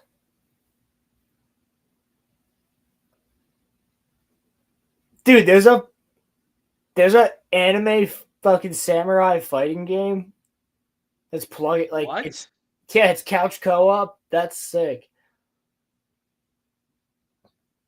You got the One Piece game. Be Luffy. Fuck around. I don't know, guys. I gotta find something to play because I'm probably, honestly, tonight just gonna either play Cyberpunk or I'm telling you, bro, play through Arkham Knight. But if you don't want to be confused about the shit that's happening, just play like a little bit of Arkham City beforehand. Oh, dude, they do have a Naruto one, but it's a Naruto X Boruto. Ultimate. Don't get that shit. Don't get that shit. I'm not gonna. I'll probably start Assassin's Creed tonight, to be honest with you. I'm surprised you didn't get Brotherhood or Revelation. I've played both of those. I have those on disc for the Xbox 360, I'm pretty sure. You have the Ezio collection, right? No. Oh, no? No, I didn't get it. Because I thought they were going to be remastering. I thought they were going to be remastering too. They didn't remaster anything. They just put all the games on cross-plat. Like, there was no point. I'm not going to pay for that. Yeah, I have 2 Brotherhood and Revelation on one disc. It's all on like one disc. Well, 2's the shit. Black Flag, I would buy if they remastered Black Flag. Bro, if they remastered 3, I will buy 3 again. That shit was cool. 3's good too, but Black Flag's better. Black Flag is better, but 2 is better than Black Flag. Dare I say? No, I agree. Oh. I agree. Because, like, I know a lot of people swear by Black Flag, but 2 is better than Black That's Flag. because Black Not Flag by is the much. best- That's because Black Flag is the best pirate game. Yeah. It just happens to be Assassin's Creed. But 2 is the best Assassin's Creed for being Assassin's Creed. In my opinion. 2 is Brotherhood, the only thing I don't like about Brotherhood, because I consider 2 and Brotherhood to be basically the same game, because it just continues like right after it. Right after Yeah. 2, Brotherhood starts. Because 2 ends on a cliffhanger. Yep. And Brotherhood, the only thing I have a problem with is when you beat the final mission, you can't do anything. Yeah. You're done. Like, game just ends. There's nothing Yeah, else true. to do in Rome. And also, you're just in Rome. You don't go anywhere. Like, Assassin's Creed 2, you go all over, like, Italy. Revelations is cool, though. That I only one is a played cool game. Revelations once. Also, 2 has all the great character development for Desmond. Yeah, and So 2... does Brotherhood. Doesn't he die? He dies in 3. He dies in 3, I think, right? Yeah. When does Lucy betray them? Is that in 3? Or is That's that in 3. Revelation? That's 3. Okay, yeah. I'm pretty sure. The thing that I hated about 2 Man, was Assassin's doing Creed all this used to shit be about so getting, good. like... Assassin's Creed used to be so good. I don't know what happened to it, bro. I don't know what happened to it. Assassin's Creed was the Ghostbusters 2016 of games. It was like the first series that was loved to just die. I mean, it's not even dead. Like, they're still making them. It's just a zombie. Yeah, like they're not what they once were. No, not even close. The thing that I didn't like about Assassin's Creed 2, the only thing, is that you spend all that time scanning the symbols and then doing like the freaking like puzzles and shit about like, you know, the portraits and shit, and then you have to like do all that shit to reveal the truth, and then it's like a 40-second video. You do all that shit for like a 40-second video. Oh, you're talking about the whatevers. The starts with an N. No, I keep wanting to say Nosferatu. Nostradamus. Yes. The Nostradamus puzzle. Yeah. Yeah. It's Yeah. like the same thing in Black Flag. Like you go through all this shit to get the Mayan armor that you can get. It's bulletproof, and then it basically just makes the game like boring because nothing can hurt you except for explosions. Yeah. But like I'll say, But it's hard as to get all the Mayans delays to get it. But as I didn't get someone it to the end of who the game. as someone who loves Batman Arkham City, Assassin's Creed 2 might have like the best story in gaming besides like Halo 3. Like Assassin's Creed 2 has to be up there. It's a really, really great story. I mean, it's long too. Yeah, but like people that say that things are long, like people have said The Lord of the Rings is, you know, too long. It doesn't feel like it's 4 hours though. No, not when you're watching. Like, right. Like, Like, I was do you want the invested movie to be like 45 minutes? I was invested. That would be boring. In Assassin's Creed 2. I was so invested in everything going on. Same with Black Flag. Black Flag's pretty fucking long. Yeah. There's multiple parts of that game where it feels like you're getting towards the end, and it's not. Like One Piece. Yeah, Assassin's Creed 2, when you are going to stop, when you're going to fight the Borgia, like, you feel so accomplished once you're, like, getting ready to fight him. Yeah, 2's where you get the apple, right? You get the apple and you Who's where you get the apple at like the very end? I think. No, that's Brotherhood. Is that? Yeah, Is because that Brotherhood? kill the Pope. Yeah, Do it's you Brotherhood. fight the Borgia at the end of 2, right? No, the end of 2 they show up. So Right. Ezio's Right. city. Right. Yes. The city that his uncle runs. Yes. So in 2, and then that you kill the Templars. that leads right into Brotherhood. Yes. You kill the Templars that killed your father and brother in 2. Yeah. In 3 or in Brotherhood, it's you end up with the apple, and then you can walk through the courtyard, and you're holding the apple. You're just sucking people's souls out, like as you walk past them, it's just burning people. Yeah, bro, that shit's fucking awesome. I actually did not really like the whole way they did like ancient civilization shit in Assassin's Creed. Yeah, but it was like I just like doing the game. I like being an assassin versus the Templars, but like I don't need magic abilities and shit to just kick in. That's literally like my whole thing, bro. That's why I didn't play the one about the Spartans, Odyssey.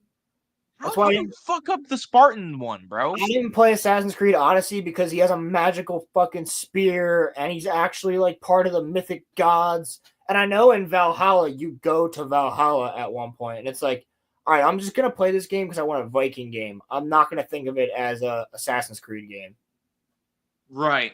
And but then when you go back into the real world, though, you'll kind of be like, shit, this is part of, Assassin's Creed. Well, Origins, I never played. I never finished Origins, the Egyptian one, because I was kind of hype on that. And then I never played it because I couldn't get off the fucking camel at one point. The game was glitched. You told that story so many times. Because I hate it. I was so mad.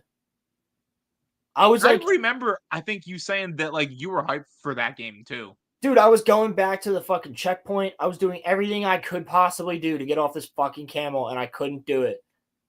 And then I like, you know what you're supposed to do? There was no buttons. I pressed every button. I did every single like button combination possible. I could not get off this goddamn camel. The game was glitched. People had the same problem that you had. Apparently, you're supposed to use both of your joysticks and push them forward at the same time. Yeah, that's retarded. Apparently, that's what you're supposed to do. That's stupid. Yeah. Just literally make it press X, get off camel. Like, what's so hard about that? But no, do you know what's in? Do you know it's an underrated Assassin's Creed game? Unity, bro. No one ever talks about that.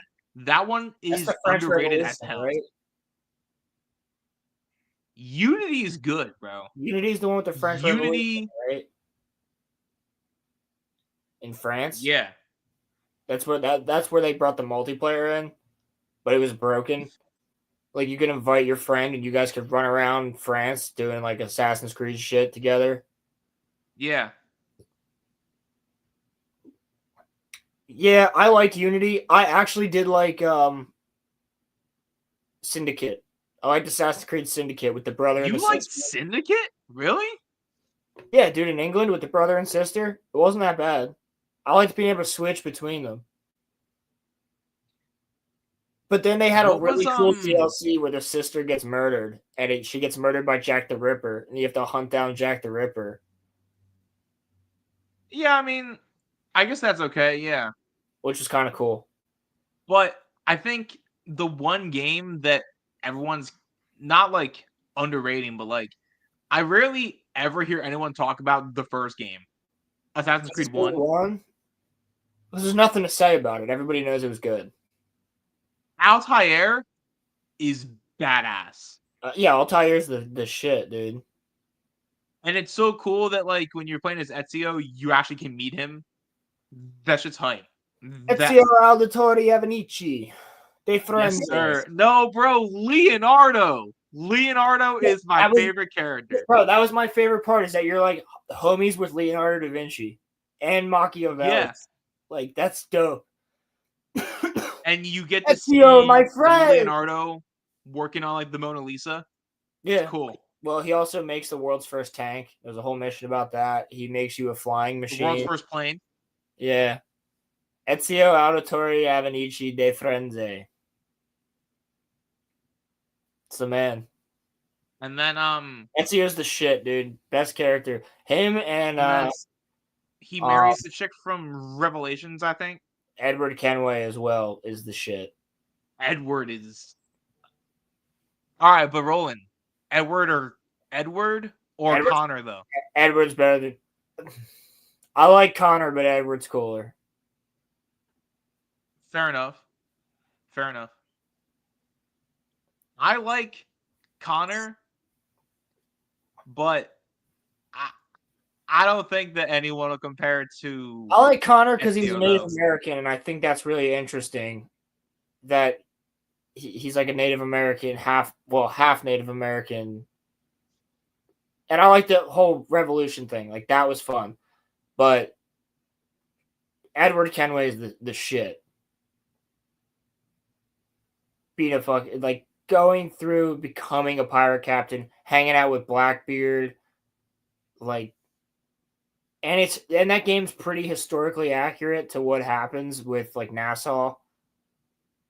And just having like Edward Kenway be one of the members that builds up Nassau, and then Nassau gets attacked by the Spanish, I think. Yeah, it's the Spanish. It's good. It's good storytelling. Watch Black Sails. Anybody who likes pirate history, watch Black Sails. Black Sails is fantastic. You need a show to watch right now, watch Black Sails. It's on Netflix, all 5 seasons.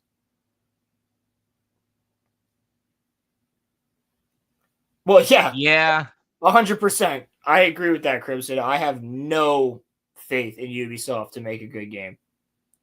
I lost faith after Mirage, so yeah. No, I'm just talking about anything from Ubisoft. Yeah, true.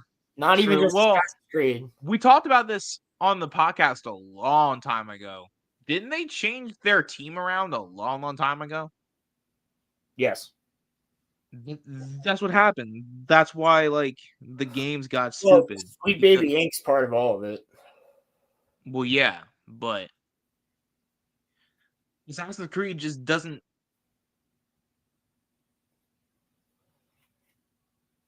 Mirage was one that. Well, no. Actually, no. Syndicate wasn't as bad as like the ones before. Say that back. I lost faith after Odyssey. That was what killed it for me. Because how do you fuck up the Spartans? Because Syndicate could have been worse. Odyssey was trash. Origins was after Syndicate. Origins was trash. Odyssey was trash. I haven't played Valhalla. I'm gonna play it tonight, probably. I'm looking at it right now. I'm about to play some Valhalla after the stream and see if I like it or not. As a Viking game. Yeah. Not as an Assassin's Creed, as a Viking game. Yeah, so here's what I'll tell you. If you think of it as an Assassin's Creed game, you're not going to like it. But if you think of it as a Viking game, you'll love it. So I think you'll love it. Maybe. Either that or I'm going to continue my Cyberpunk playthrough. But yeah, I didn't lose faith until Odyssey, actually. And then by the time that, like, Mirage came out, I was like, nah. Nope. I gotta play some fucking Halo at some point too. I've already played all of the Halo games, though, bro. No, I'm talking about Infinite multiplayer. You're gonna go back to Infinite? I have it. I still play it. I like Firefight. I like third-person Firefight. I like seeing my Spartan run around and kill shit. How's Forge in Infinite? Did it finally get a patch? Yeah, I haven't done it though. The one thing I will say is their new update that went live is fucking pretty stupid. They're making changes to Infinite that I don't like. You're binging MHW. What is that? Yeah, I don't know what that is. I probably That's not- will as soon as he says the name of it in chat. I'll know what he's talking about. Yeah, no, Infinite is making changes that I don't like. It's you can't go back and do whatever battle pass you did anymore. You have to complete them in the time of the season. Oh yeah, Monster Hunter World. Oh, okay. yeah, you have to now in Infinite, which one of the saving graces of Halo Infinite was if you bought a battle pass, you had it forever. You could go Yeah. back and unlock stuff from the other seasons. You can't do that anymore. So they're trying to encourage people to buy the battle passes. And then on top of that, they've added the fuel rod back, but it's not the fuel rod. What do you mean it's not the fuel rod? It's not the fuel rod cannon. It's literally a gold with like Covenant type design on it, gold spanker rocket launcher that fires out fuel rods. But the fuel rods don't even bounce. So it's not even a fuel rod cannon. They just explode green. And it has 6 bullets or 6 rounds instead of 2 rounds. But That's like, ass. it's stupid. That is so ass, bro. I'll show you a picture of it, dude. It looks dumb as fuck. Just add the goddamn fuel rod cannon back. Fuel rod spanker.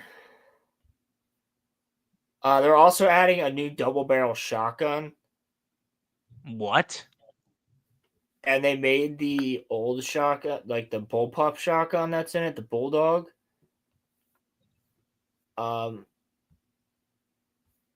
They made that. It has to be a 2-shot kill now, so I don't know how that works in Infection.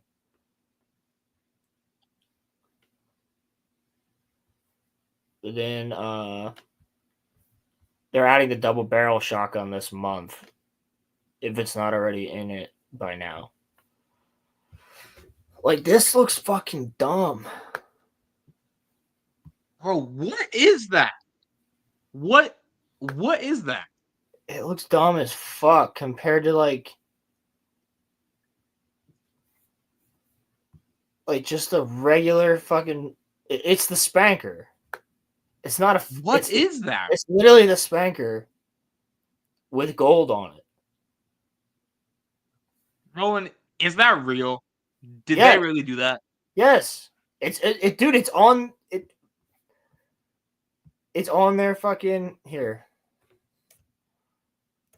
Stop sharing for a second.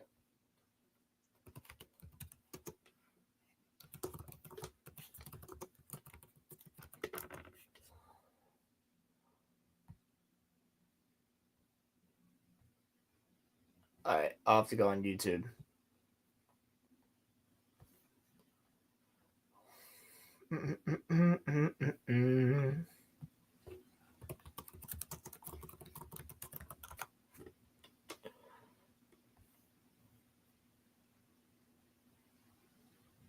Yeah, the Frontlines launch trailer.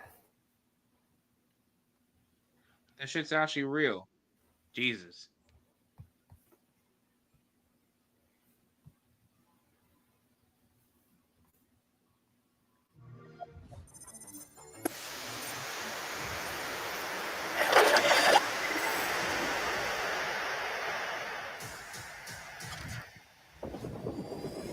They put this in a trailer, huh? Yeah, they don't bounce though. Like, it works like a fuel rod, except for the fact that they don't bounce, which is what made the fuel rod kind of crazy because you could ricochet it off of shit. Like, if somebody was behind cover, you could launch it off the wall.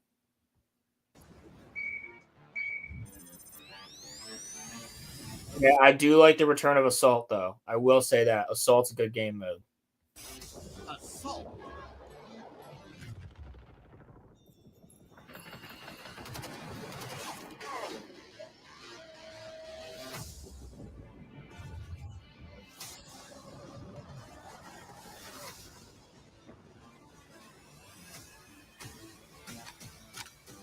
Bomb arm.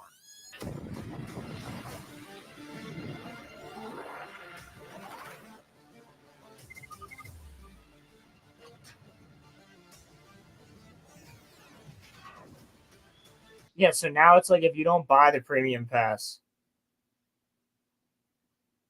it'll expire. If you buy the premium pass, it'll never expire.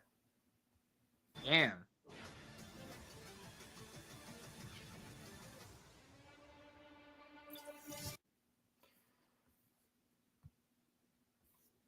Stop being so fucking greedy. It's when they put Master Oh, Chief. and that's all of these. That's all of these companies. Yeah, you want to look like So- Master Chief? Well, you can spend $20 in the fucking store to look like Chief. So before we wrap stream, I wanted to ask Crimson if you're still here. When are you planning on doing Fictionology this month? Yeah, Because I would be ready for that shit. It's Attack on Titan. Well, yeah, no, but it's gonna. I'm saying it's gonna be finished by it's gonna be finished by Monday, come hell or high water. I'm gonna start binging it tonight, so I'll believe when I I have it see it. finished by. What'd you say? I'll believe it when I see it.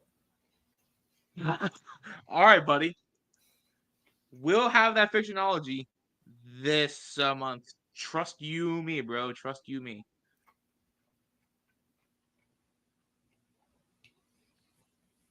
I'll wait for that, and then we will get out of here because your boys got to start dinner. So it's my turn to Yeah, I cook. figured it'd be the end of the month.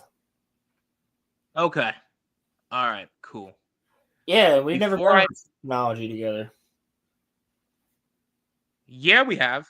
We did the Naruto one. Oh yeah, Remember? we did do the Naruto one. I forgot about that.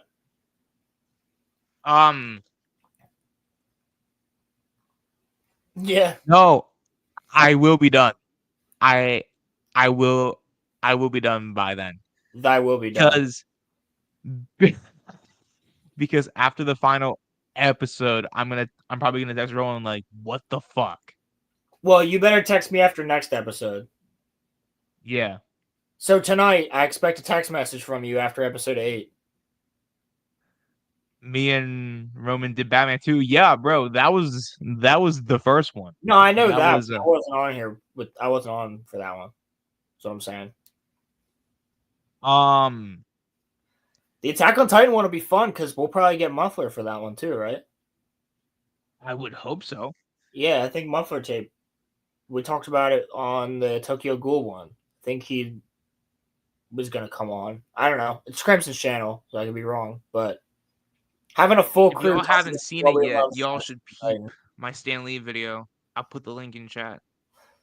Yeah, peep the Stan Lee video and also peep the Monday Night Mayhem from Monday. Oh, let me also link that too. Because the Monday Night Mayhem was. Hey, it's us. We're live. Cool. Huh. Shareable link. There we go. Yeah, this one was cool. I liked. This was my favorite Monday Night Mayhem. Actually, was yeah, I think it may have been mine too. Yeah, was 5. The chat was like, loving it. Yeah.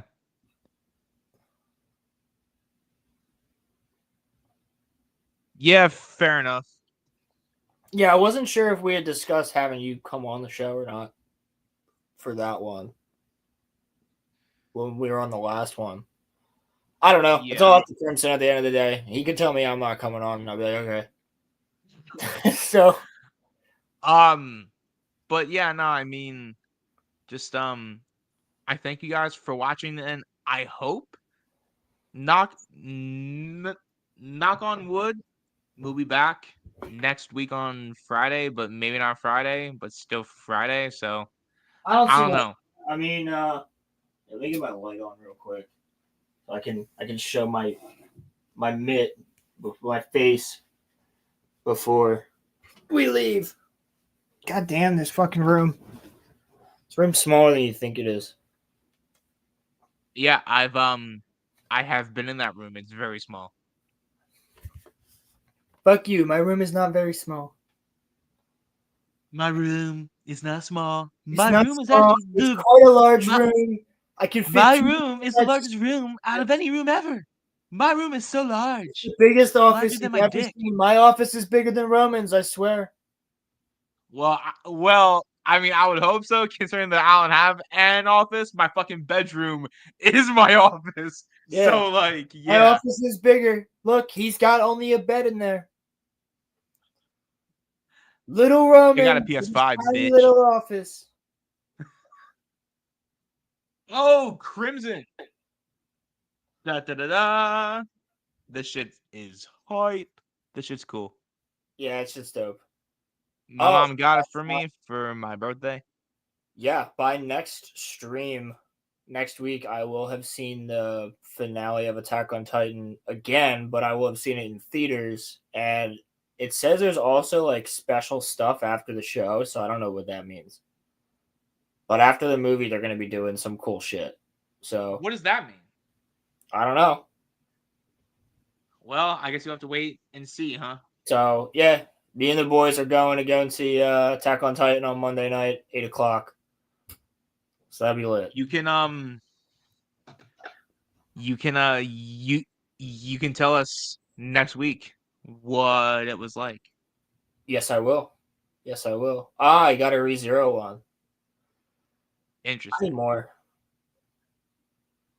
But you know, I have a very expensive lightsaber. I'm still paying off at the moment. So no Attack on Titan things right now, and I'm getting my tattoos finished. So it's like I don't. Well, I guess I don't even think I showed this to you guys. Yeah, that's sick. The pirate sleeve is almost done. So I got to get the rest of the skeleton filled in, and then I just got to fill up this space, which we already have an idea for. But next Wednesday, I'm getting the rest of this done, and then I'm also getting a tattoo right here to match the sparrow. It's not the sparrow. It's not another sparrow. It's the J.R. Tolkien symbol. Because this is going to be the full Lord of the Rings sleeve. So, but yeah, this is what I'm spending my money on right now. So no figures for me. No Sideshow collectible this year for Rolo either. Probably. Really, really, really quickly before we get off stream, I was going through my old books. Bro, I found my old Diary of a Wimpy Kid. Fire. These one. shits always hit, bro. That's Roderick Rules. That's the second one. Yeah, man. Yeah. Yup. The second one, the blue one. Yeah. And the cool thing about the Diary of a Wimpy Kid books, they're always 217 pages. Every single one of them. Loaded diaper. The loaded diaper. The loaded diaper man, dude. In one of the more recent books, Greg actually joined in that band. You know the Diary of a Wimpy Kid lore a lot more than I do. Greg became an athlete in one of the more recent books. Their house got destroyed by a crane. The Heffleys lived through the COVID quarantine. Wait, really? What? So it's like accurate as fuck. Like COVID was in the Diary of a Wimpy Kid universe. Essentially, it was like the same thing, but like it wasn't COVID, but they were living in like quarantine. It was the book that came out in like 2020. Yeah. So yeah. Scary shit. Yeah. I mean, necessarily the whole point of those books is to read them to children and get like used to certain things. I guess. So, like, if a kid's having a hard time getting through COVID, like, seeing that his favorite character, Greg Heffley, is also going through COVID. Groovy, keep me posted. Yes, Muffler. And, I think that, I got nothing more, to say. I think we covered everything that we wanted to cover. So, yeah, we just didn't talk about Fantastic Four and its trailer. Who cares? Who Who cares? Yeah, Who literally, cares? who cares? And trying to convince me that Pedro Pascal is the smartest man in the universe. It's not going to work. On that note, I'm wrapping stream. We'll see you Female all at Silver some Surfer. point. Andor season 2 is going to kick ass. True. Hopefully. We'll see you all next week. Go Birds, baby. Go Birds. Yeah, Let's fuck go.